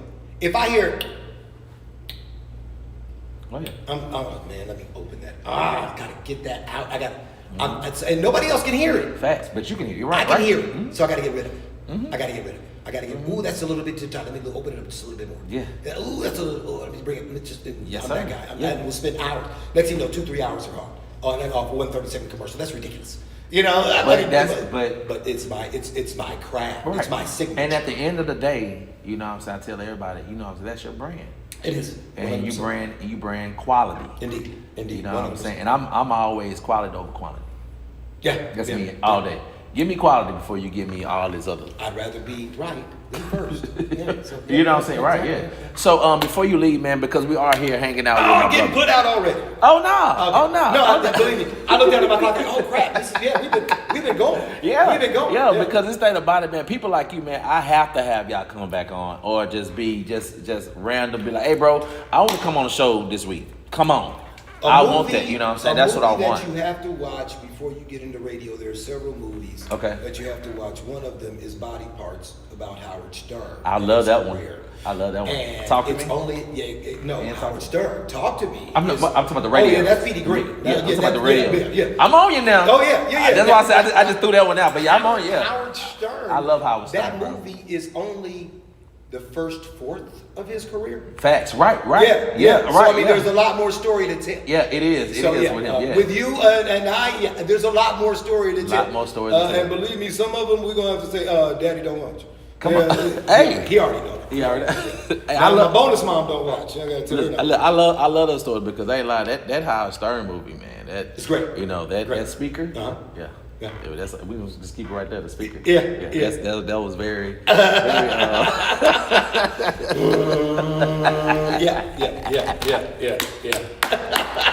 Man. Oh yeah. I can see we like the same type of movie. Oh man, I'm telling you, like I said, if Wade and I put together that Mel Brooks Film Festival, we would enjoy it. And then we would never work in this town again. Again, they would be gone. We'll just stick with the film prize that they got going on right now. We won't do it. No. Facts. Or it'll be invite only. Invite only. Yeah. So no film photography at all. Yeah. So what's next for you? What's next for Big Ant? What you have coming up that everybody should be looking out for and ready to support you, bro? Whatever I say yes to. Okay. Honestly. Just with my son, when he went to college, they were like, "What's his major?" I refused to let him pick one because when he was in Shreveport, his world was this big. Facts, yeah. Going to GSU now, his world is this big. So it's a lot of. And as he meets more people in every year, it's so much more. So for me, to sit here and tell you that, well, I will say this: the podcast last night was because we were in a Loretta film. Shout out to them, yeah. I will forever champion them because there was a reason why I watch Gold Rush and Naked and Afraid and things of that movie. Anybody that says, you know what, to hell with it, I'm gonna trust these. I'm gonna go out and do these. I'm gonna make it with my own two hands. Yeah. That's what they do. That's what Loretta Films, that entire crew is doing. They started off small, and now they had both Wade and I in Erupt 3. Which awakened a desire in me that I thought had long been diminished. I was a theater major in college, so I flunked out miserably, dropped out, just was a bad idea. Had no desire to be a theater teacher, and that's all it was. But I did headshots, I went on some auditions and things like that, and then radio found me. So, damn TV, this is great. Well, doing that film and then watching it was like, oh man. So being here in Shreveport with all of these things happening, shouts out to Orville Hall, Big O, Trig, and those cats. Yes, sir, Trig. Letting me in early on with the whole G unit and things of that nature. Yeah. Interviewing Mr. Jackson. How was that? That was absolutely nerve-wracking, but everything. School. Really? Oh well, that. I know you've done because I was gonna get to how many people. I know you've interviewed a lot of. Last night, it's funny. The very first blunt I ever smoked in my entire life was with Tupac. Wow. So yeah, that's how far back I go with it. Wow. But excuse me. The thing with G Unit was. So many people were clamoring for that interview. So many people were saying good or bad things about it. And let's be honest. I mean, the whole G-Unit movement, 50 Cent, it's a presence. Yeah. I didn't watch any interviews. I didn't watch anything that he did throughout the entire day. And I just walked around the building. And what I was doing was putting myself in the right mind space. I was walking around my house. This is my house. Mm-hmm. This is my show. Mm-hmm. These are my stations. Mm-hmm. This is my #1 station. Yeah. This is my #1 show that he's coming to. Come on.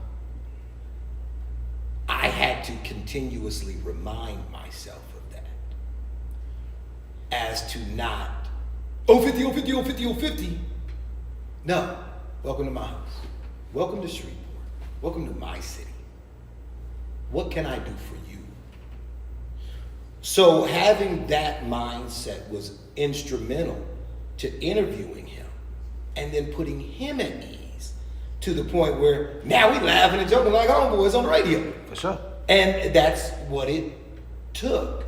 So, and here's something else. I don't care if I'm in this industry for a gazillion years. Mm-hmm. The day I'm not nervous when I hit that microphone, to this day in the studio, I promise you, I know it's going to be a bad show. So you're always nervous? I'm always, because I do, Yeah, and I live for that. Yeah. Because I don't take what I do lightly. Yeah. I know. I can tell too, bro. There's a passion around it. Yeah. Exactly. I feel it. That's why I love people like you. Yeah. I love to be around people that are passionate about what they do. Mm-hmm. You know what I'm saying? That's big for me. You know what I'm saying? It's real. If you're a car salesman and you're passionate about that, I want to be around you. Because you're going to be real with me. Come on. Yeah, you're not going to, don't buy that car. Facts. Right. It ain't, you're not going to. That particular year isn't the year that you wanted. Let me look for you the next year because that's when they fix this issue. Thank you. Give me that. Don't give me, right, come on, right. Don't just put me in because this is something, y'all got to get these two more cars out the lot. And you put you put your own best friend in it. Then now I got to bring it back in 3 months because they got a recall. Right. And anybody that knows me when it comes to radio. Yeah, man. If you came to me and said, I got $10,000, I got an event coming up on Monday. I'm going to tell you, I'm going to take your money. But first I got to tell you, it's not going to work. Now, if you want to continue, if you want to give me the money, I'm going to take it. But I'm going to be honest with you. It's not going to get the results that you are looking for. First of all, a weekend event, nah, you need more than that. Exactly. Yeah. And I got the #1 station, #1 show. Give me that. But even with that, I'm not going. It's not guaranteed. I would never guarantee anything. But I promise you, I can guarantee it's going to fail. Right. It's not going to give you what you want. Yeah, we're thinking logically. That's integrity. You know, and the reality is, my last name is Simmons. My son's last name is Simmons. Yes, my sir. father's last name is Simmons. Yes, His father and his father's last name is Simmons. Yes, my brother's name is. I mean that. If I dishonor that, I dishonor them. Yeah, man. And I can't do. For sure. I can't do that. So yeah. Yes, sir. So it's very important to me to have integrity, to be real, and just to be authentically. Be you. Yeah. Again, it keeps coming back to that. It is. The funny thing is, he's had this design forever. Yeah, man. And one day I was like, bro, what is this? And he was like, that's something people just didn't get. I'm like, we gotta push this. Yes. Because that's what I talk about all the time on my show, the importance of being you. Being you. You know, the most important 2 letters in the alphabet, be you. Wow. You know, put them together and it's you. Yes, be you. Wow, because Wade was saying the same thing about this, just being you. So it's everybody, be yourself. You know, always be yourself. Always. So how can, if someone say, man, I love the talk that I love and I see what you're doing. I see, he's the director. So how can I get into the game, but I didn't go to school for it? I got a broadcast certificate. That's it. I don't have a degree. I do not have a degree in broadcasting. And it is something that I thought about getting. I actually was in talks with Wiley College about making it a promotion to get it. But the reality is this. Wow. My father, I dropped out of college. Okay. I bought a Honda CB 650 Custom, a raggedy ass bike. I mean, it was raggedy, but it had a windjammer roll down. I thought it was cool. It happened to be raining that day. I was working nights at Little Caesars. Pizza. I was assistant manager. Pizza. Exactly. Yeah. That's what it was. Pizza. You got 2 pizzas for the price of one. Right? Yeah. So my father came downstairs. I am eating the largest bowl of Captain Crunch you've ever seen in your entire life. Big bowl. Watching the most sexiest woman on television to date in my life. Okay. Which was Aunt B from the Andy Griffith Show. I loved Aunt B. Okay. Old white woman that every day Andy got out the shower, his clothes was pressed, laid on the bed. Come on now. He had vacuum lines in his flow. Yes, sir. And every day Aunt B brought him a tuna fish sandwich and a pickle. Come on. If you get a woman like that in your life, ladies and gentlemen, I'm telling you right now, you got a good woman. You got a good one. I mean a little pickle. Just a little pickle. Just a little Not a pickle. big pickle, Yeah, just a just little a pickle. little- yeah, Right. yeah. So I'm watching that. My father comes downstairs and he goes, you got 3 choices. Get out of my house, pay rent, or get back in school. First commercial came on, bartending school. The line was busy. The second commercial, Brown Institute for Broadcasting. The line wasn't busy. 35 years later, here I am. Wow. Yeah.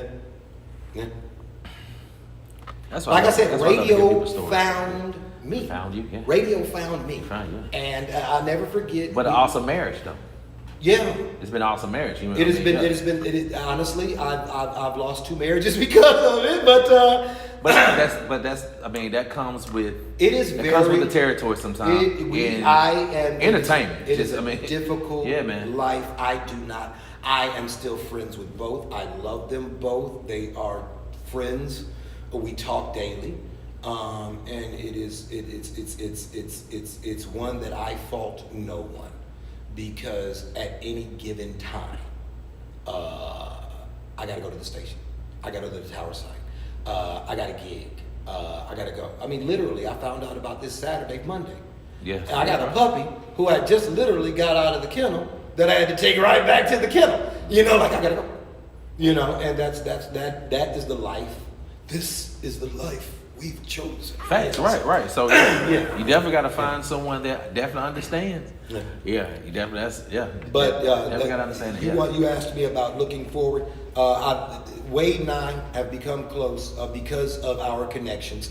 Also, I want everybody to know I do not know what 50's got going. Thank I you. have no Nobody idea what does. Mr. Jackson's Jesus. got going. Yeah, stop asking these folks. My lane Yes. is radio for Uh-huh. G Unit. Come on. When they need radio, they call me for radio. Okay. I don't ask about anything else. When it came to Human Harmony, my job was the Fan Fest. Yes. In the Red River District. Which was very Nothing successful. else. It was incredible. Yes. But that was my lane. Yeah, that was I want everybody to know I can't get you an interview with 50. Okay. I can't tell you when he's going to be here or when he's not going to be Facts, here. I 'cause don't know. he be when, in and out, When yeah. Big O calls me, or when his radio people, which is Renee, when he calls me, you know, we need consider it done.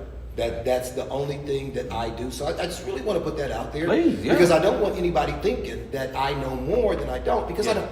yeah. And I don't want anyone to And think. sometimes that's a perception that a lot of people, because you are amongst certain people that are in the circle Right, with exactly. you. So y'all be thinking that just because I'm a part of the circle of making sure certain things go on, I don't know everything. You know, I played offensive, defensive tackle when I played ball. So, yeah. And after the game, 9 times out of 10, I'd get asked did I even play, because no one looked at my position.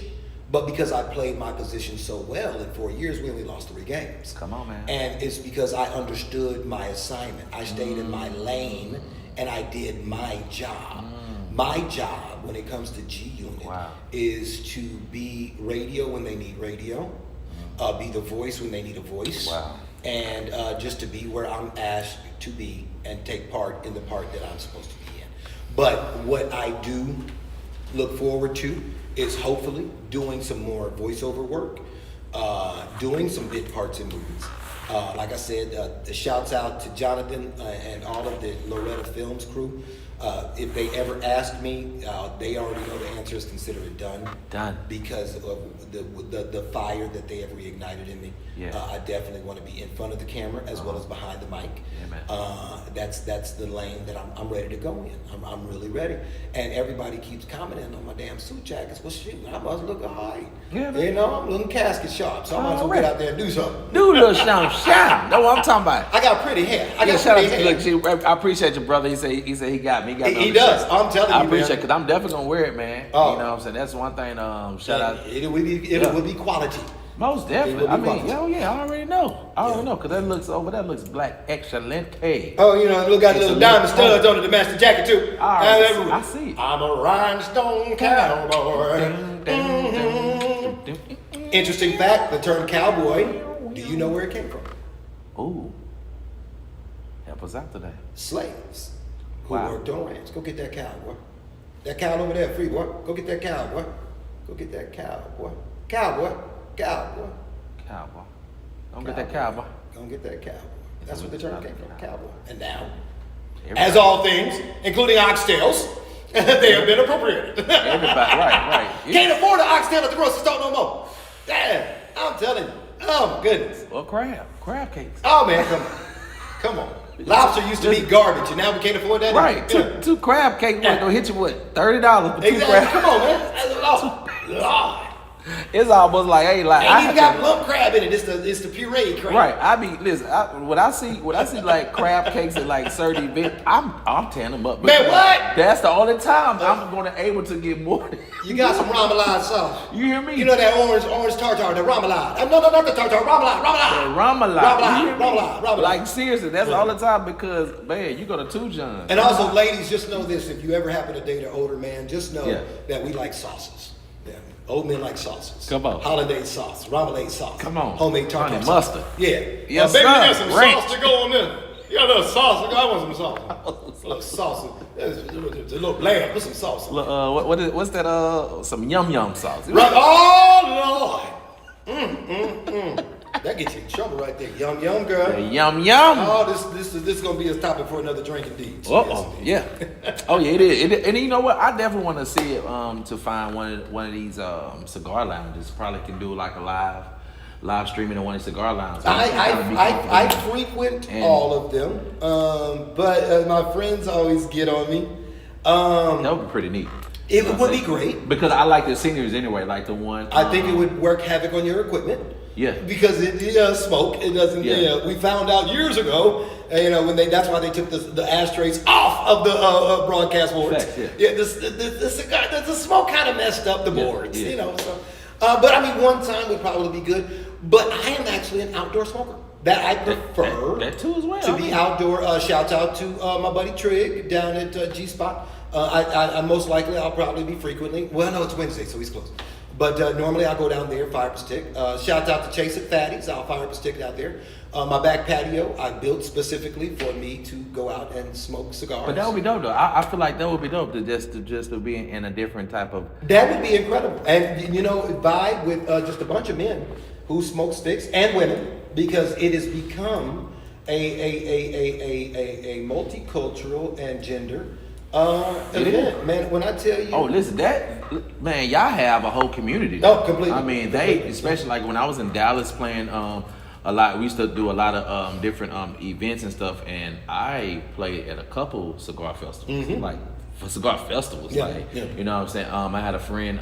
She does the pins that you can stick in the cigar to hold your cigar. Oh yes, actually, You know. my one of my lighters has the pin built Yeah. onto it, so I can just. And also, all if different type of little accessories that go with your cigar. you they all have the in there. longer pins. Sometimes you'll get a stick. I have one at home. They're rolled a little too tight. A great stick should be rolled tight, but still airy. So when you pull, you get a nice even burn. Some sticks are rolled just a little bit tight, so it's okay to stick that pin down and loosen it up a little bit so you can get a nice air pull, so you get an even burn. Yeah. If you ever wanted to have a podcast about cigars, now my brother could come back, and he Okay. and I could definitely have an all-day So, topic about cigars. let's- And Trig too. Trig is, I He mean, do. Okay. That bro, I'm good for about 1 or 2 a week. He good for 1 or 2 an hour. Trig smoked. I will take certain cigars to Trig and be like, I need you to tell me what you think about that, so I know I'm right with the flavor profile. So we'll get. He is very, very knowledgeable when it comes. Cause to there's cigars. not a podcast or anything talking about just cigars. Trust me when I say So I everybody might- and their mama's like, Aunt, you need to start a podcast. You need to start a podcast. But honestly, man, you were my first at that. Yes. At Social Con. Social Con. Yes. And that was brief. I loved it. Yeah. Last night was my second, and this is my third. Yeah. Believe it or not, most people ask me, well, they'll say we want to, but then they won't invite me. I'm not going to sit here and pretend like I do not have a large shadow. I'm not going to sit here and pretend like I can come off somewhat intimidating, because I'm very passionate about what I do. Right. And You're a boss. I'm very. I hate that word. I'm a You're supervisor. supervisor. I believe. Your boss. I get your I believe. I got your supervisor. Without a shadow of a doubt in what I know. Okay. You are not going to tell me what I don't know. Okay. There's no dispelling. 35 years in my craft has shown me there are certain things that are absolute truths. Now, I still learn every day. I'm a firm believer that you should always be a student of your craft. But there are certain things that I have done, I have proven, and there's no doubting them. So there are certain things that I'm not going to even discuss with you. Yeah. You know, there's a quote in my office from Colin Powell. When we are debating, when we are making the decision, that's a healthy debate. I want to know. I want your input. I want to hear what you have to say. But once the decision has been made, I expect you to carry that decision out as if you created the thought yourself. And that's where I'm at. Once we've made the decision, once the word is final, there's no debate. Do it. And that's it. And if you won't, well, I will. Because that's another thing about, I don't take the position that I've earned lightly, program director. Now, dime a dozen. You line up 50 different program directors, you're going to get 20 different philosophies. Yeah. But I've earned this level of respect in this business. Yeah, and I respect it too, bro. And I don't take that lightly. And because of that, there are certain things that I'm just not going to waver about or go back and forth about. Facts. Case in point, they gave me KRMD. It was a failing radio station. It had never cracked. It had been years since it had cracked top 10, not 5, top 5 since the 90s. And within 2 years, it's now number 2, 2554 in the market. And it's because of things that I know for a fact in radio. I am by nature of the imagination a rocket scientist. Yeah, man. If I was, I'd have stayed my ass in Huntsville because it's the Rocket City. You know, but I know radio. Yeah. I know people. And it's the AAA system, as I call it. The first letter is we have to assess. Come on, have to assess. Assess. You have to assess the situation. That's the most longest process of the AAA system. You have to, why is this? Why is this? Why are we doing that? Why shouldn't we be doing this? The second is align. You know, okay, I see now why this was done, but I think if we did this, it would work better. And once you do that, then you assign. Okay, now that I've done this, I'm giving you this, and I expect you to run it this way. And if you do, you will have nothing but success. And that's what we've had. Come on. That's what we've had. Nothing but years of success. So y'all see the reason why I got my brother on the platform. Huh? Yes, come on. Kodachrome. Yes, so I need y'all to right now follow my brother Anthony L Simmons on Facebook. What's on I actually have a fan page, Rolling with Big Ant. Okay. Rolling with Big Ant. Yeah, Rolling with Big Ant fan page. Anthony L Simmons is my first Facebook page, and because I am the quintessential Gen Xer, I have no flipping clue how to turn that one to Rolling with Big Ant. So that's Anthony L Simmons. Yeah. You can follow me at Rolling with Big Ant, my fan page. Instagram, Rolling with Big Ant. I want to say all the rest are Rolling with Big Ant. Okay. Every now and then I do TikTok, but I can figure it out. Yeah. My brother just created my website, rollingwithbigant.com. Okay. Like I said, the LLC is up and running. If anybody needs voice work, I am that guy. I do fully produced commercials. If you don't want them fully produced, I do raw, whatever you need. And I have my own studio. And of course, as always, Westwood Won the Touch morning show. It's 25 markets. here locally. Your urban cowboy, quintessential Gen Xer on 101.1 KRMD, your all-American country station, as well as program director and program director of 99.7 KMJJ, the phenomenal unapologetically big station 99.7 KMJJ. I am your quintessential Gen Xer, your blacknificent personality. Sir, I hear it. Brother Big Ant in the building. I definitely got to come see you like go to work. Come at anytime. You're welcome. Matter of fact, I would love if you return the favor. Come on to my show. Let's promote your. No, I'm dead ass. Let's promote what you do here. I appreciate you, man. Real talk. That means bro, come on, man. Look, when I took over this platform, it was 100% corporate. It was run corporately, and it was accepted corporately. Now, was it still the big station? Of course it was. Was it still the top station? It was. But was it the top station, every demographic, every day part that I've had nothing but domination in this industry for the past 9 years? Absolutely not. But because I unleashed the local talent in this city, and literally unleashed, I am no longer holding you to the standards of corporate. I am holding you to the standards of Shreveport. Go do your bidding. Go do what they want you to do, not what corporate wants to do. I don't care what corporate says. And I am that corporate, as Bracka Brika Peoples calls me, I'm the corporate militant. Yeah, and because I understand, because of my father, how to speak corporate. But at the same time, because of my father, I am a black man. Yes, sir. And because of that, I took our platform and used it to help our community, to uplift our community, to make a difference in our community. And that to me is extremely important. I think the personalities are the stars: Bay, Yaki, Scooter, Little Nisa, DJ Love, all of the people that, and I'm drawing a blank right now, and I apologize to everybody whom I'm forgetting, but everybody that has been on 99.7 KMJJ have been absolute superstars. Everybody on 101.1 KRMD, Trini Triggs, Derek James, my number one trusted go-to, Sean Dion. Yes. All of them are superstars, and I treat them equally. When I walk into that studio, ain't nobody better than me, and I ain't no better than nobody. Come on, man. We yes, are sir. all equals.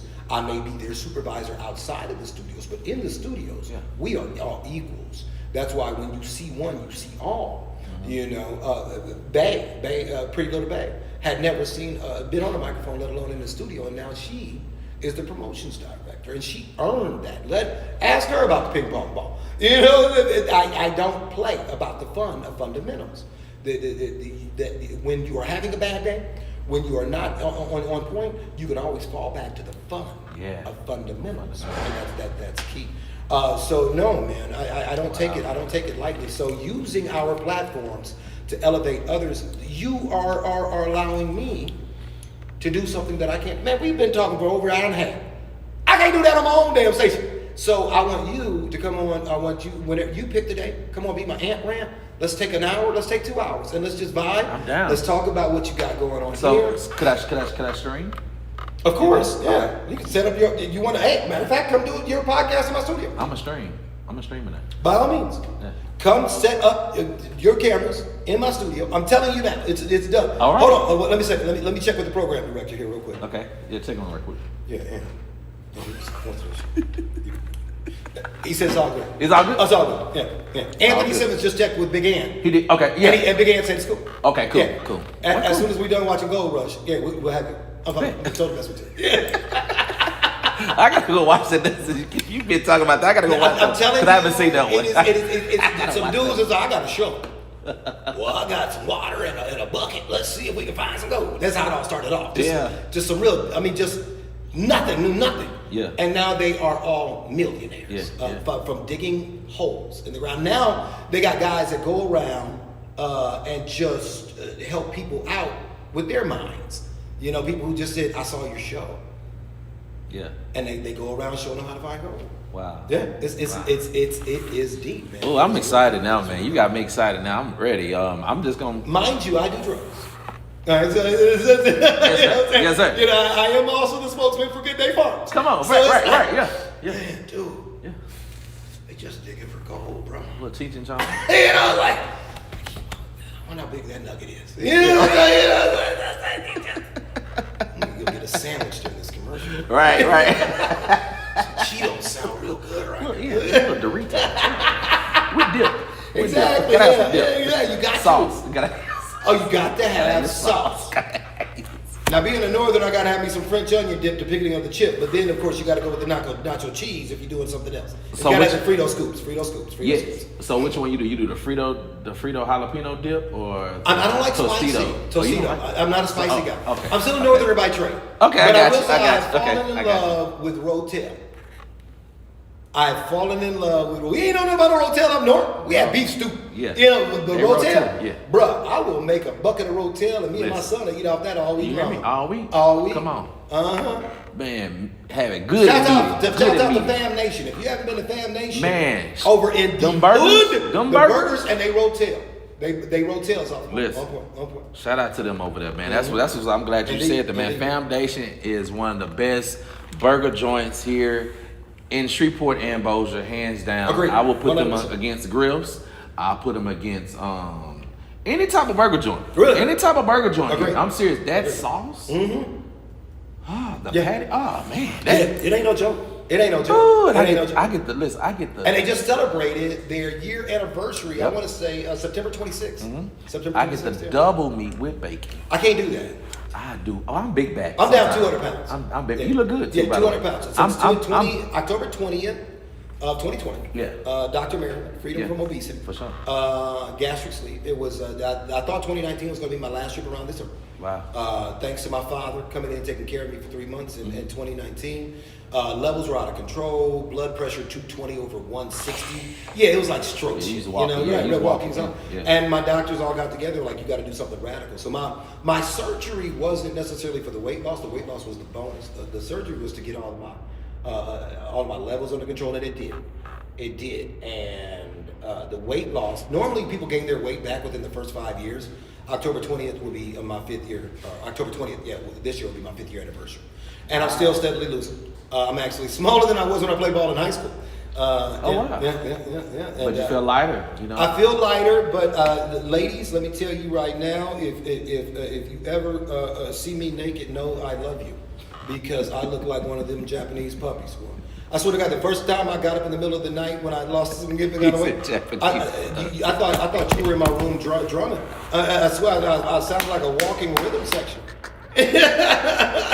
Oh my God.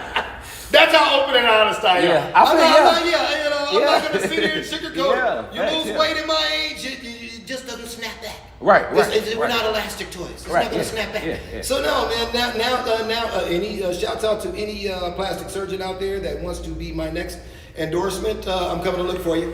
We got some skin to cut off.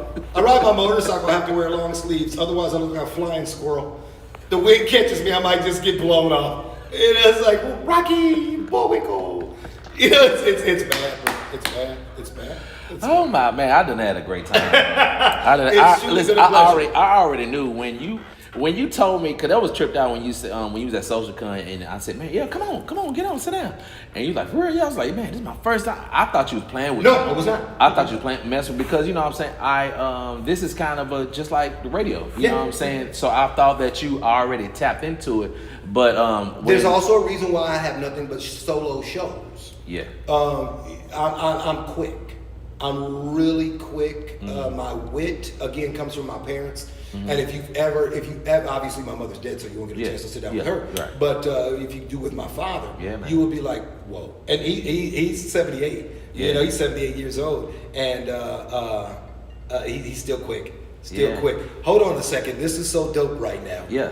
Because this is my son. Come on. This is my son FaceTiming me from GSU. Yes. This is my son Yes. FaceTiming me right now. Yeah. Hey, buddy, I'm actually doing a podcast, and I'll call you back as soon as it's over. Okay? Love you, pal.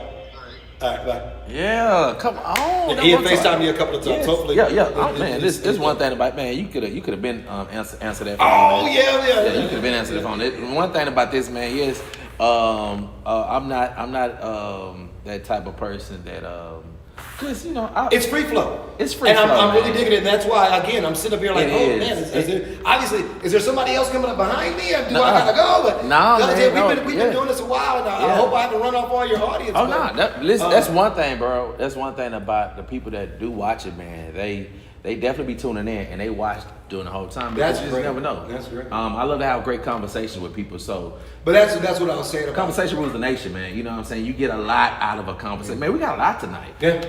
But the thing about it is still more. Man, it's It's actually, still more. You haven't really tapped into a lot of things. You know what I'm saying? But this Tap in. That's Bay I Michelle. just- That's Pretty Little Bay on midday. Wow. Her show was tap in, friend, tap in. Wow. So yeah, she's I doing feel like great this things. is. She's doing great things. Here. I feel like this is the introduction. This was Most the introduction of Big Ant coming to the living room, Brother. because he's going to be on here often, guys. I promise you. Whenever you want. And when I tell y'all, when y'all see us, you know what I'm saying, in a place where we got a couple guys mic'd up and we talking men talk with cigars, that's gonna be dope. Bro, I would love to have That's the gonna be Scooter nice. Man on. Yes. Together, DJ Love. These are dads, and the secret sauce to KMJJ Yeah, man. and KRMD is my motto, has been, is, and always will be.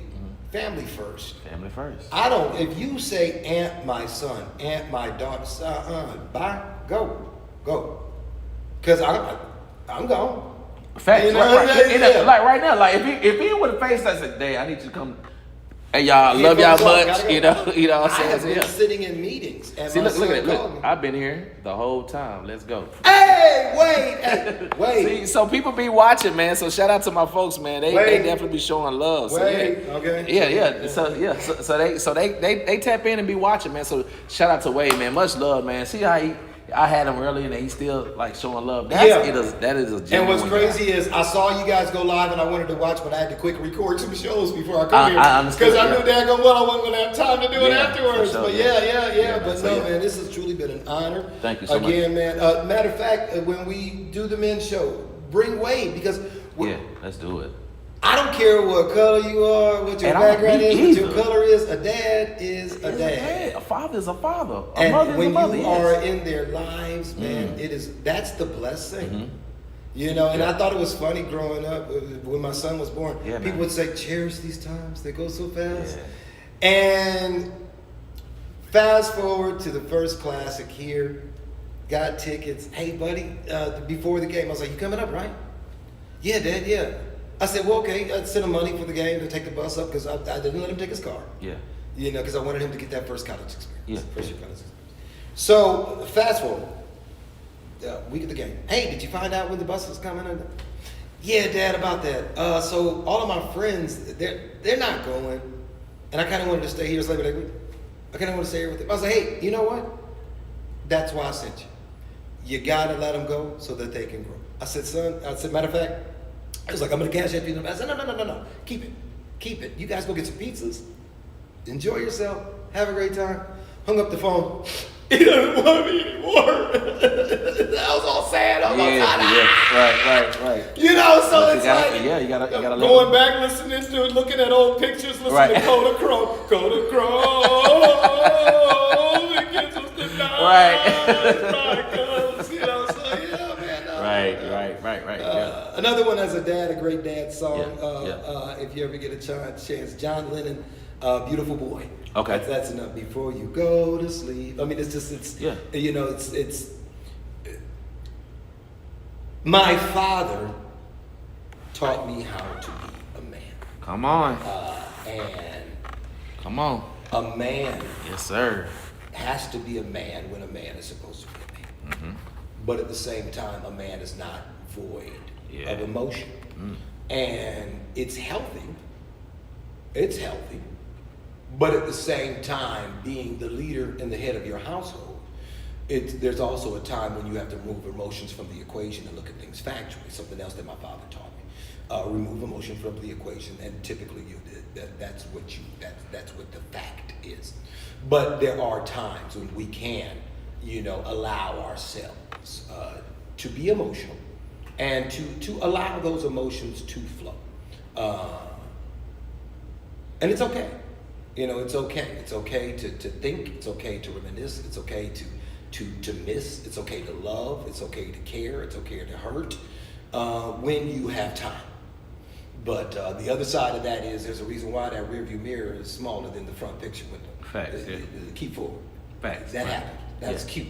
Look back every now and then, but keep your eyes on prize. Keep moving forward. Yeah. We still got a lot more game to play. Come on. You know, a lot. and like I said, the next game hopefully will be, in front of the camera and behind the mic on the camera. So that's that. Of course, radio. Yeah. Never giving up radio. Right. Never right, giving up yeah. radio. Right. You know, my goal is to one day somebody smell me 3 days later. You know, he didn't put the logs in. Yeah. Something's wrong, and there's no logs for Tuesday. What's going on? Well, he's been dead for 3 days. We found him in his apartment by himself. You know, or to get that RV and partner up with National Tourism Society and be paid to just broadcasting live from the 5 state parks of Utah. Right. You know, with my motorcycle on the back or on the Stream alive. Stay stream alive. Exactly. Yeah, that's my goal. Okay. Those are my goals. in Yes, life. sir. Yeah. So y'all tap into what he got going on. Also, too, shout out to the radio stations that my brother is seeing over. I need y'all to check them out. 99.7 KMJJ, the Come on. phenomenon about the big station. Yes, I need y'all. 101.1 Yes. KRMD, your All of all-American country station. I am your cowboy. I def, you know what I'm saying? And also, too, if you ever, the radio station, I know y'all probably do giveaways every now and then. You say, hey, bro, Tommy, I got 2 tickets for something. I definitely give them away on my show. So just let me know. I heard that Boosie concert's coming Okay. up. I don't know who's going to be advertising that. No, I haven't heard. You haven't heard? I haven't heard what station's going to be advertising. Okay. I don't know. Yeah, I haven't heard anything. Okay. I know nothing.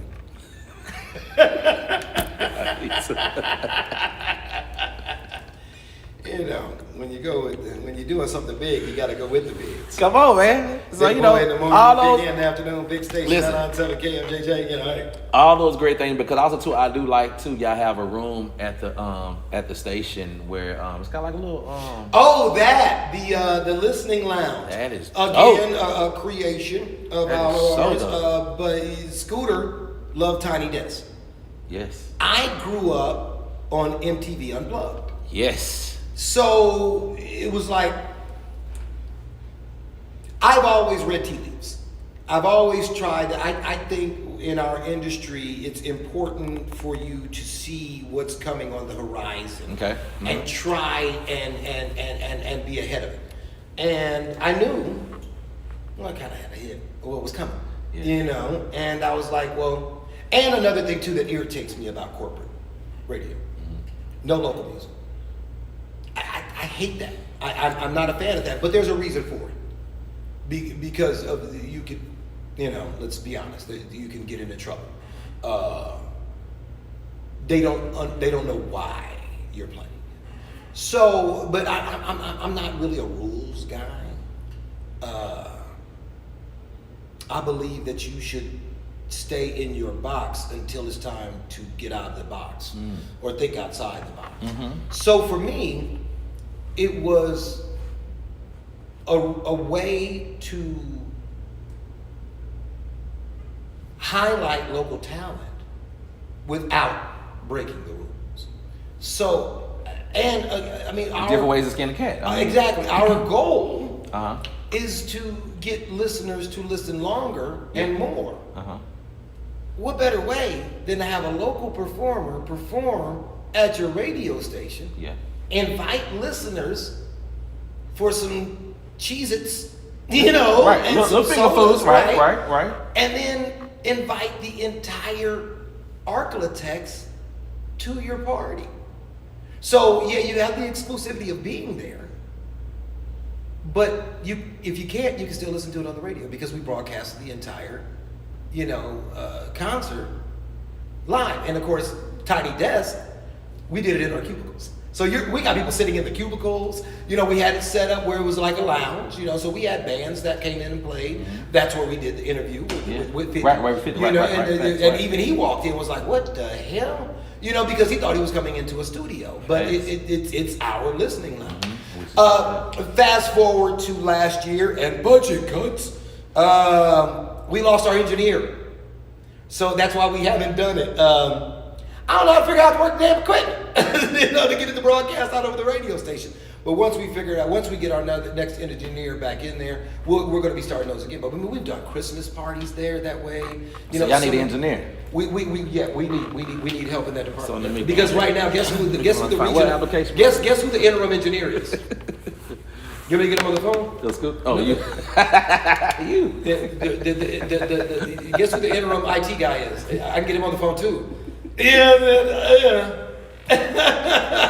But hey, that comes with the part of the being a supervisor. Brother, when I tell you they were the regional engineer, that's the territory. His name is Chris Andrews. Mm-hmm. He'll call me up. I need you to look at the UAF PBH cord and trace it back to the AFF 4557 thingy. And I said, man, look, first and foremost, I want to thank you for thinking so highly of me and thinking I'm that intelligent. And I know I have no clue what the hell you just said. I'm about to FaceTime you and I'm going to wiggle this doohickey and tell me if it goes to this doohickey. Come on. Because this is the doohickey that I think is not blinking. You know, so yeah, I'm not that guy. But when it's time to get us on air, and I can sit here and laugh and joke about it, but it's a labor of love. Everybody is instrumental in doing their part to kick in for the parts that we're missing until we do get people in the building that can make a difference. Yeah. So when I first started in this game, you had one job. Now one person has 8 jobs. Yeah, you know? especially after COVID. My God! When COVID hit, a lot of things was definitely shut down when it came to radio. During COVID, I was on 30 stations. Yeah. I was on 30 stations actually live.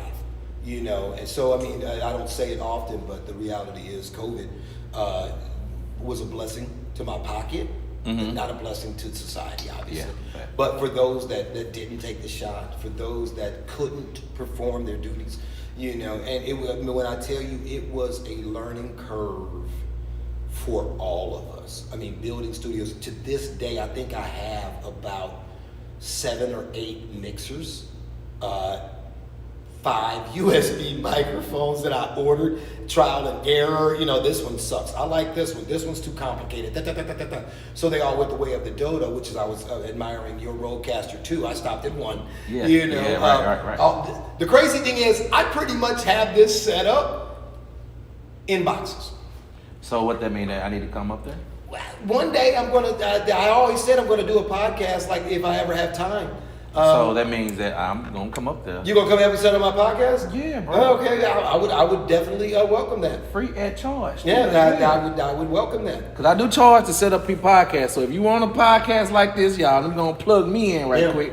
I will set you up. You know what I'm saying, and consult you around the way. And make sure that your stuff look just like mine. You see how y'all looking at it right now, how good and crispy. You can see the wrinkles, all that good stuff. You can see everything, all that good stuff. Yeah, so yeah. Matter of fact, what I'm going to propose this now. When you want to do the cigar thing, that's what my patio is set up for: cigars and conversation. Love it. Because that's what we were going to do. Just talk, you know, eloquently about, you know, issues with being men. Being black men, being women, being black women, you know, differences of lifestyles and things of that nature, being fathers. But it is roomy enough for all of us to sit on the couch and smoke cigars. I'm all about being creative. Have cocktails. Definitely, I'm a cocktail guy. Vodka. Chopin vodka. Shout out to Chopin. Come on, yeah, indeed. That's my favorite. Yeah. Absolutely. But definitely, I would welcome that. So now we got 2 dates. We're having a bromance right here. For sure, you know for sure. You're going to come on my show. Yes. You're going to help me set up there. We're going to do a cigars lounge. And we're going to talk about dance. I love it. I love it. I mean, I love it too. That's what it's about. Wade, you heard this. Yes. So get the sticks ready, brother. Yes. Yeah. And that's what it's about.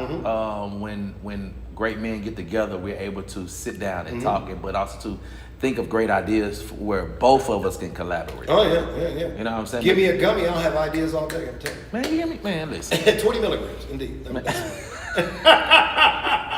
Good Day Farm, shout out. Shout out to Good Day Farms. Indeed. Yeah. You know, I was shocked when we finally got, you know, we sold the city of Shreveport, you know, and Bossier City been so, you know, I mean, we are part of the Bible Belt. You know, I was very shocked that we This is true. got a Good Day Farm. Real talk, I was very shocked. And also too, like the crime dealing with marijuana and things like that also too has See, came down that's because- bullshit to me. Okay. I'm sorry. I apologize. And Yeah. Mama Rose, if you're watching right now, that's my bonus mom. Yeah. I typically don't cuss. For sure, But, for sure. Around her. For sure, yeah. Around her, but otherwise, Yeah, for sure. Like a sailor. Yeah. But man, and I was talking to them about the podcast like that. Growing up in Chicago and Minneapolis, Murderapolis, as they Yeah. call it back then. This crime is cute. Shreveport crime is cute. It's territorial or retaliatory. You know where not to go. Yeah. Don't go. You know what time not to go. Don't go. Yeah. And if it's somewhere where it's not there, it's because they're looking for someone who was there. It's not bad. And then to say marijuana, brother, I have gotten in arguments that I forgot who I was arguing with and what we were arguing about because we was high. Ain't nobody mad high. If you mad high, you smoking the wrong stuff. Yeah, you on something else. Because you ain't. Right. It's a relaxation. It's a chill. It's a cool. And you were talking Peace to a pipe. man who has a new hip and about to get new knees, Yeah. and the pain was diminished long before because of medical marijuana. Man. I am a firm believer in the medicinal qualities Yes, sir. of marijuana. Yeah. It should never. It became illegal because they needed something else to be bad after prohibition. Yeah. That's Facts. all it is. Facts, right. It right. was legal up until the 30s. Right, and they had to, right. That's And then it became an issue, taxation. And who was it? Was it Ronald? Was it Ronald Reagan, his Was it wife, Reagan? yeah. Crack. Yeah, Come on, he basically was saying that we was up there with crack. Not even you know close. what I'm saying? It wasn't even Not close. even But close. Yeah. they made it so light that where the government was. And I've had crack, trust me. It's completely different than what the weed is. Yeah, right. bad idea. It was the 80s, a long story, another story for another drink. But yeah, I think You it's know like, what I'm no. Right. I'm with you, crack is whack, bad. Go away. Yeah. But no, man. And again, I smoked with Tupac. That was the first one I ever smoked. Yeah. Back then, I always smoked with 20s and then rolled it up in tops and stuff like that. And that was so dope too. You got to be Tupac. Yeah. Fast forward to here. Yeah. Jay Prince. Yeah, Jay Prince. Yeah. Came to Shreveport promoting his book. Yep, I remember that. Yeah. And he was in my studio. And one of the people that was on the road with him. Now, again, being a Northerner, had no idea who Jay Prince was. Yeah, facts. Yeah. The alternative, Yeah. rock, classic rock stations that I were on. So, and I'm telling the story about Pop because it was Brushwood Bill, Fifth Ward Boys. Oh wow. Pop wasn't the headliner. Scarface was. Scarface was bigger than Pac at the time. Yeah. And Pac just got Thug Life tattooed on his stomach. Wow. Right. So it was again Murderapolis. It was not nice. Everybody was catching cases in Chicago. It was coming to Chicago, Minneapolis. So it was wild. It was wild days back then. I'm hosting the concert. Me and Michael Mack, and he was the DJ, and we were both hosting. And Pac comes out, Thug Life. Oh, they wasn't having that. So they started throwing stuff on stage. Pac jumps off stage into the crowd. Well, they threw it a little at right back.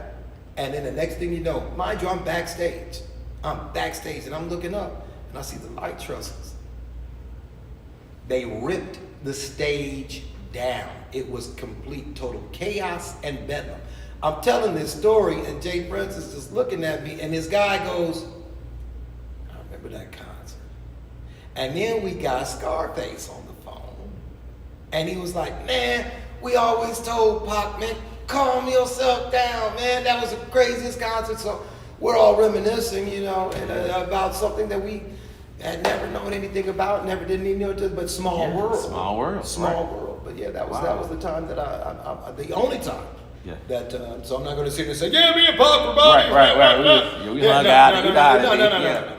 And that was the last hardcore hip hop concert I ever hosted. Never hosted another one after that because of that reason. Yeah. And I promised myself I never would. It never happened. Yeah, never happened. Just by me just seeing the just with Wu-Tang Clan, how they got almost 100 people on stage. That's kind of terrifying, bro. When it comes to someone that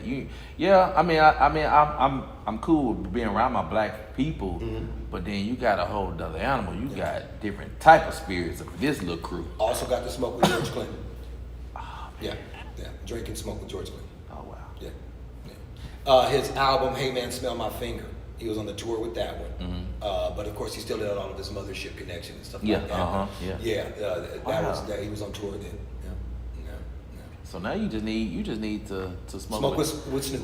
I was just about to say that. Snoop is the only one. And Willie Nelson. I want to smoke with Willie Nelson. Hey, listen. I mean that would be it. That would be it. My three would be would be Snoop Dogg, Willie Nelson, and Cheech and Chong. Yeah. You know, growing up, nice dreams. You know, I definitely would just love to just talk some noise, whatever. And it would be incredible. But with Snoop Dogg, I definitely probably want to spend hours with him. You would have to, because it would take you hours to get 5 words out of your mouth. I'd imagine the caliber of smoke that he does. If Wiz Khalifa said he can't hang with Snoop smoking, I mean, think about that. Black and yellow. He can't hang with Snoop smoking. So imagine what he's smoking. I know it's beyond gas masks. You know? Right.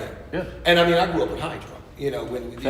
So I mean, with the sticky icky, the silver leaf, the purple, all that. So that's what I mean. Like one pinch into your oney and you were done. One and done. Yeah, one and done. And then of course prior to that it was seeds. And Dad, let me apologize now. Those little burn holes in the back seat of the crushed velvet of the Bonneville. Yeah, it's because I didn't get all the seeds out. And the seeds popped. Okay, actually it was Scott, it wasn't me. It was Scott. That crushed velvet would tell everything on you, bro. That crushed velvet, dog. Man, listen. Yes, sir. But y'all, we done had a great time, y'all. I done enjoyed you, bro. Thanks you again. I can't wait to get to the station. I can't wait to even get to the crib so we can talk some great things about these great fathers that are around us. I need y'all to right now support what my brother got going on. Also, too, I'm definitely going to hit up the owner of the Rougarou, because that would be dope if you. I would love to be the voice. You don't understand. Of the Rougarou. You understand? I'm gonna call him tomorrow. Please do. I'm gonna call him tomorrow. Because also too, y'all definitely need to be networking too, because now Rougarou is over in Bossier and the station is in Bossier. Even though y'all be everywhere, but it just makes sense to, you know what I'm saying? Right? Get on T Parkway. You going to your neck. Couple of things, bushirts.com. Yes, bushirts.com. Get those, yes. Also, Rolling with Big Ant. Yes. .com. If you need any voice work, you can always inbox me on social media. And I respond pretty much when I wake up. So, which is anytime. Puppy goes and pees at 6:30. 140-pound puppy. Great day. Named Scooby Blue. You got a big dog. BLEUX. Because he's a blue. But I got him from Louisiana, so he's Scooby Blue. Because Scooby Doo was a great day. Yeah, so. He was a great day. That's right. And stayed high. Some of the Scooby snacks. And believe me, when I take my milligrams at night, he's always looking at me and he'll sit quietly. Now, when he was a puppy and he was really all over the place, I would give him, doggy treats, which were, melatonin or something like that to calm him down. Yeah. But now he sees me eating them and he wants one. I'm like, but ain't it crazy how just back then? Oh yeah, they were like, it was a kids show. I dare you, but to go back. They snuck that in. How did they do? I dare you to go back. Okay, I'm gonna go back. Watch any Disney cartoons, Bugs Bunny, or any of them. You can't tell me that Bugs Bunny and Elmer Fudd did not live an alternative lifestyle. Bugs Bunny was always dressing up. Bugs Bunny was always, hey, Elmer. Think about it. Aha. Yeah. Aha. But you see how there was always something in there. There was always something in there. And then don't get me started on the racial stuff either. Oh man, don't get me on it. Don't get me on it. Tom and Jerry. Thomas! Look. BU shirt, singular, not shirts. I'm sorry. BU shirt, it's singular, not BU shirt. My bad, bro. I'm glad you're watching, thank you. Yeah. So it's BU shirt. Correct. Hey, Scott, correct him, bro. Hey. Yeah. That was, and look, is he the big brother? He is. Okay. He'll tell everybody that I am because I'm gray as a goat. Okay. Or as my son says, Dad, it's no longer gray, it's all white. which my grandpa, I my got you. dad's beard, my dad's father, his beard, one of the most beautiful snow white beard you've ever seen in your entire life. I mean, he was the Black Santa Claus. Yeah. You know, it was just beautiful. So my only prayer is that mine gets that beautiful and white. And what's crazy is, shouts out to my barber who passed away, Richie. Everybody knew him as Motorhead. Yeah. But he was the only man to touch my head for the entire 10 years that I've been here. He used to dye my beard black, and he would use Beijing, and he'd have a double coat, and it was so unnatural Beijing, black. yes, sir. But he had to do it because if he just used the one coat, it turned red. Oh, wow. Because my gray is that prominent, and I got to the point I was like, man, I am not that high maintenance. Stop. Forget it. Yeah. And you know what's crazy is some of my friends now they're gray. Because I was like, man, I ain't paying all that damn money for Beijing, and I was like, I'm not either. And I'm telling you, the great place, the great place. Yeah, I'm starting to get a little flakes here. Right, You know what I'm saying? So I'm embracing it. I'm everybody says you're getting older. I say I'm getting Lowry's. Man, You know, I'm because like, I ain't number but season. we like wine. I ain't number season. Call me Lowry's, baby. I'm Lowry's. We like Tabby wine. Satcheron. You hear me?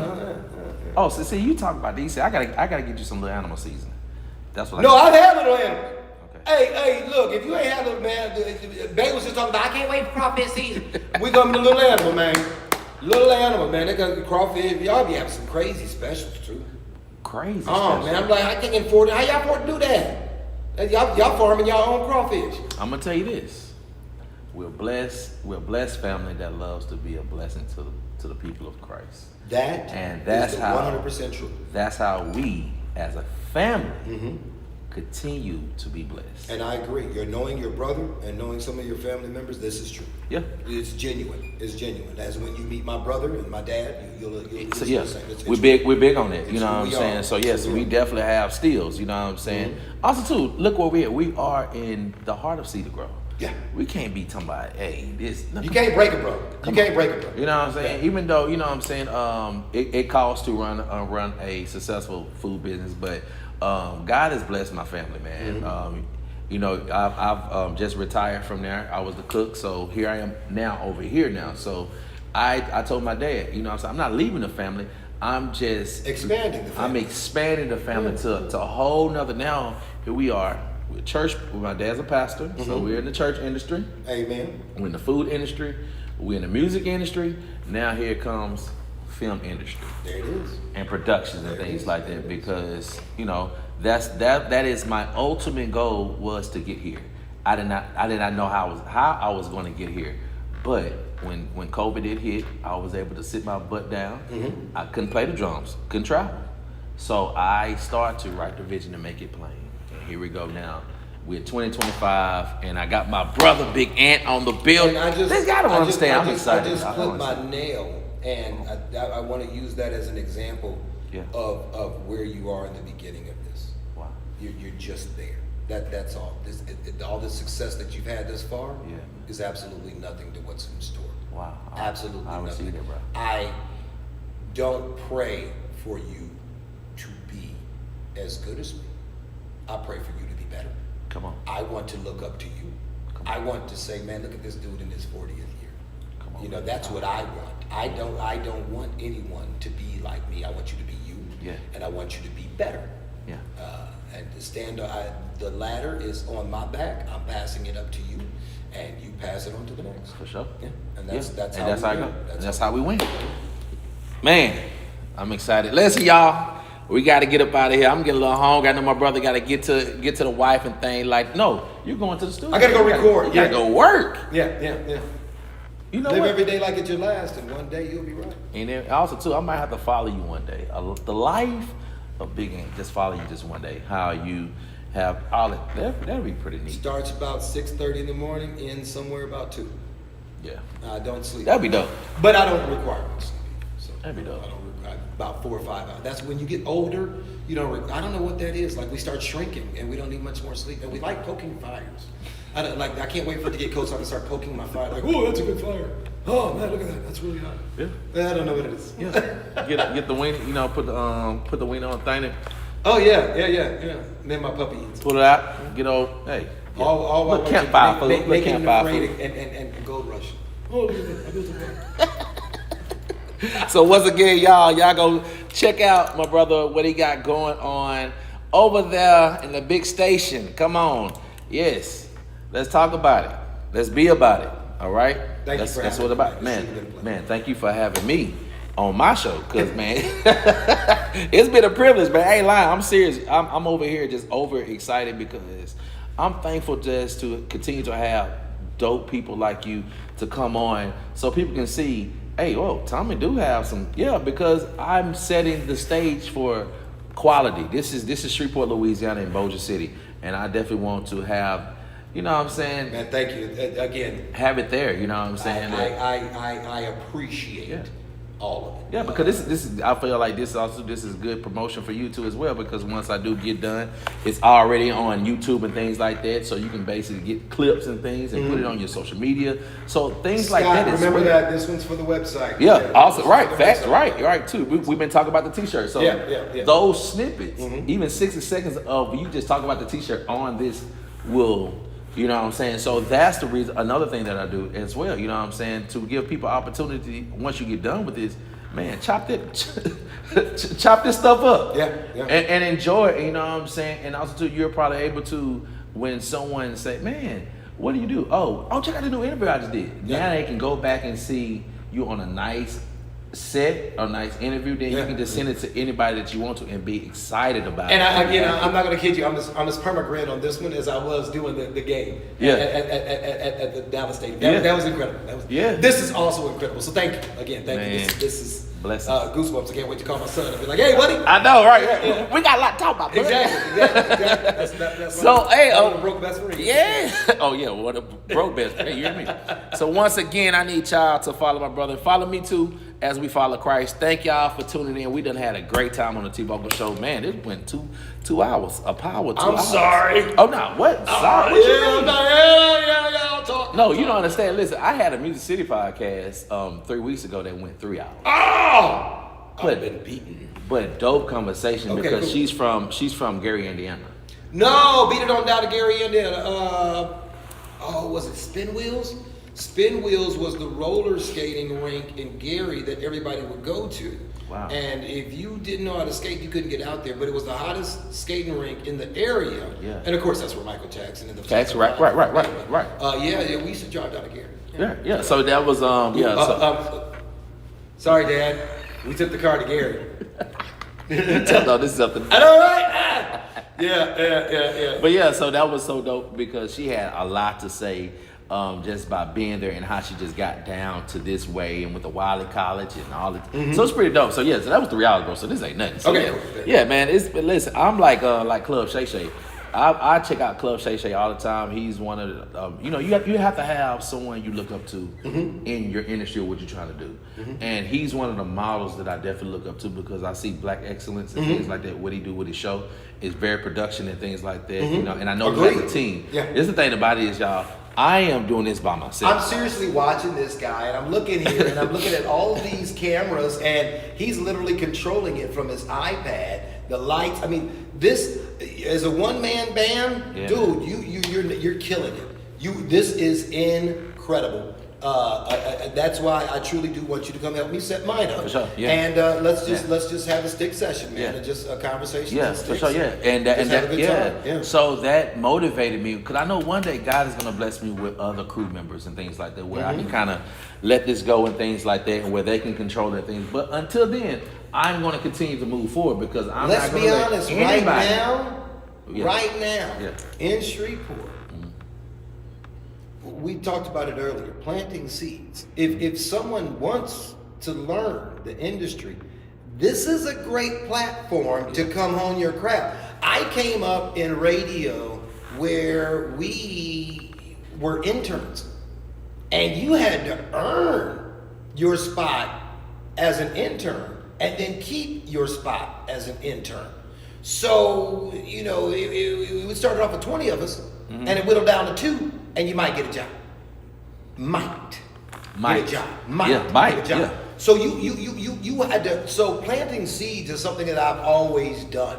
Something I've always believed in. If there's something I want to do, I'm going to do it. Come on. And then eventually get paid for it. So with this being now what I truly believe in my heart of hearts, I I know. You know, yeah. Shreveport's not ready for what's about to happen. They're not. 2008 BRAC realignment happened in Huntsville, Alabama. They're still trying to catch up. The infrastructure is still trying to catch up. They don't have enough housing. They still don't have enough hotels, apartments. They are constantly doing construction. Next year, we are going to see an influx of people and businesses move into the city. And just like Wade said to me last night, if you are here now, get in front of him because they need you now. Next year, to this year, you may be the one. Next year, you're going to be one of 5. In the next 10 years, you're going to be one of 500. And the reality is the next big whatever might not even been born yet. Shreveport's not ready. But you can get ready by taking the steps now. You want to learn to come work cameras and lights and things like that? Get with you now. Facts, yeah. You want to learn to do vocal work and things like that? Get with me now. If you want to learn about being the script boy or the script girl or something of that nature, get with Wade now. If you want to learn how to do lighting assignments and things like that, get with Wade now. I want Wade to come onto my show so bad so we can start talking about all of the opportunities that are available now in Shreveport for you that will begin your career later. And later doesn't mean 5 years from now. Later means January. Hell, some folk October. You know, it's October now. You know, so I mean, literally, there's. And I feel like too. And I mean to cut you off, bro. It's so many people that are talented, bro, and they just need the opportunity to do it. But also too, when you get this opportunity, take it and run with it. Run. Because I feel like the corporate world is not going to say, "Well, I'm sitting here. Oh, he's talented," and then he said, "Oh yeah, he's talented too, but he just got done doing such and such movie." Honestly, what they're gonna do? If you haven't realized that the corporate world doesn't give two flying about you, because I know my mama Rose is watching. Yeah. But let me just break it down. And I know we said now we're talking like old men, like, okay, I'll see you later. I'll call you Tuesday. Okay. Yeah. So, but the reality is this: as the quintessential Gen Xer, 54 years old, I can honestly say, the corporate world left me. Now, my father, he got the parachute. He got the golden parachute. My father in retirement makes more than I make in probably 3 months. You know what I'm saying? You know, easily. In his retirement. Because that's what was promised. You work hard, you stick to it, you do a good job, and you get the reward. Corporate America took that away. We don't have that anymore. And that's why I applaud you and the younger generation for striking out, doing your own thing. Saying, you know what, again, why I watch Gold Rush and stuff like that. People are saying, I'm going to do this. I am going to take these and go do it. Yeah. So if you are looking for a corporate structure, God bless you. I wish you well on that doctorate. I wish you well on that master's. I wish you well on all of and then all of the payments you're going to have to make back. Come on. Because the college degree isn't it anymore. You need more. Honestly, personally, I think we should normalize doing scholarships for trade schools. Because the one thing AI is never going to replace is someone fixing my AC, someone fixing my car, someone doing the work that needs to be done. Custom automakers now still make well into the 6 figures, sometimes even 7. If you learn a craft, you will forever have a job. AI will not replace you. But if you go and get your college degree, you're going to be broke because you're going to be paying student loans back. And we know what's going on with student loans right now. Come on. This current administration. If you get you are barely going to be qualified to do what everybody else is doing that has a college degree.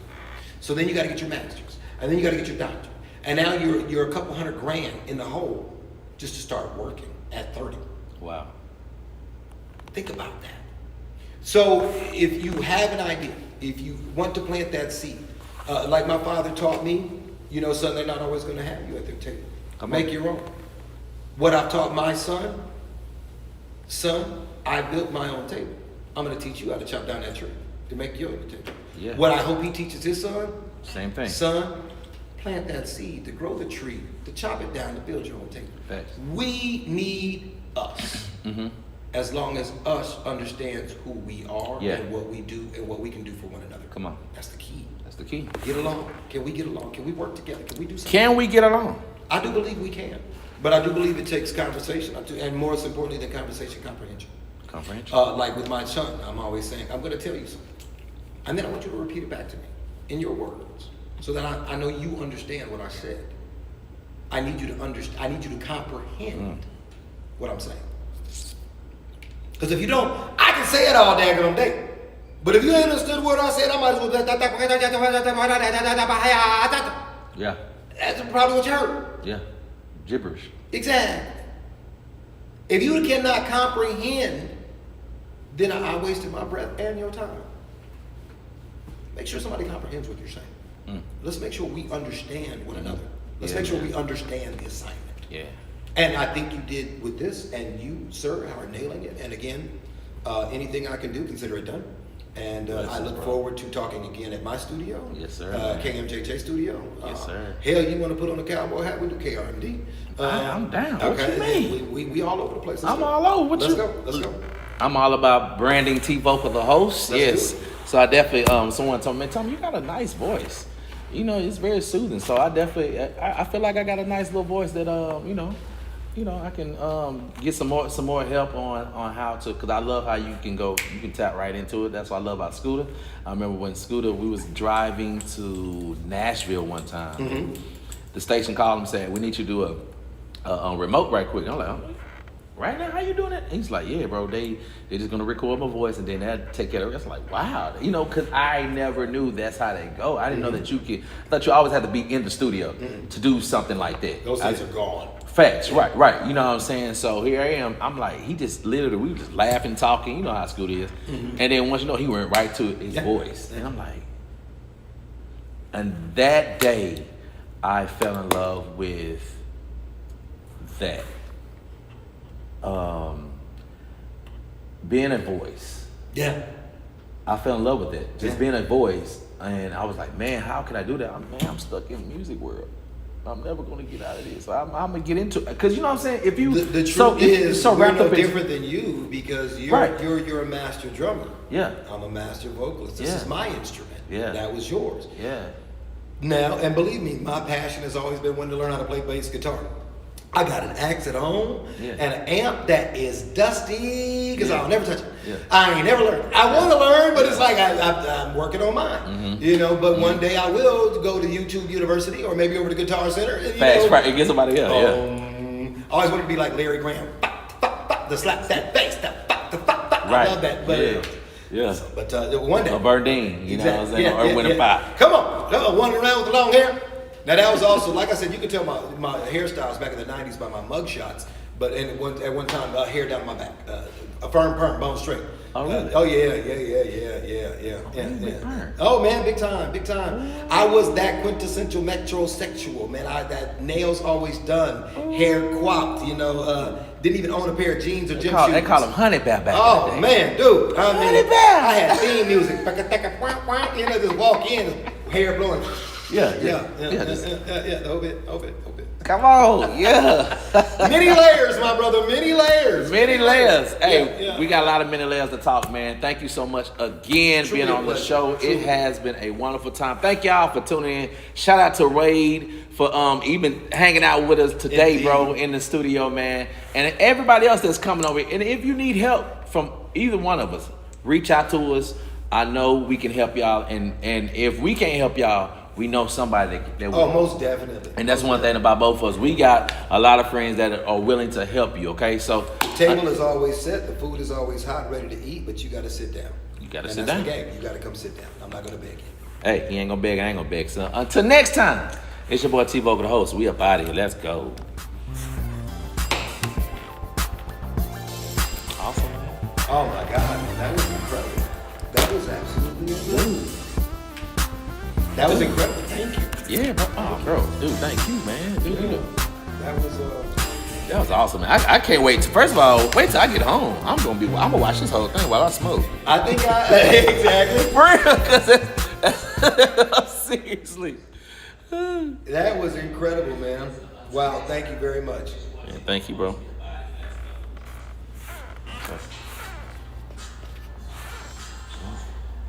And this is on YouTube now. Or it was live on it's on YouTube now. Okay, cool. So you can go back literally all right, good deal.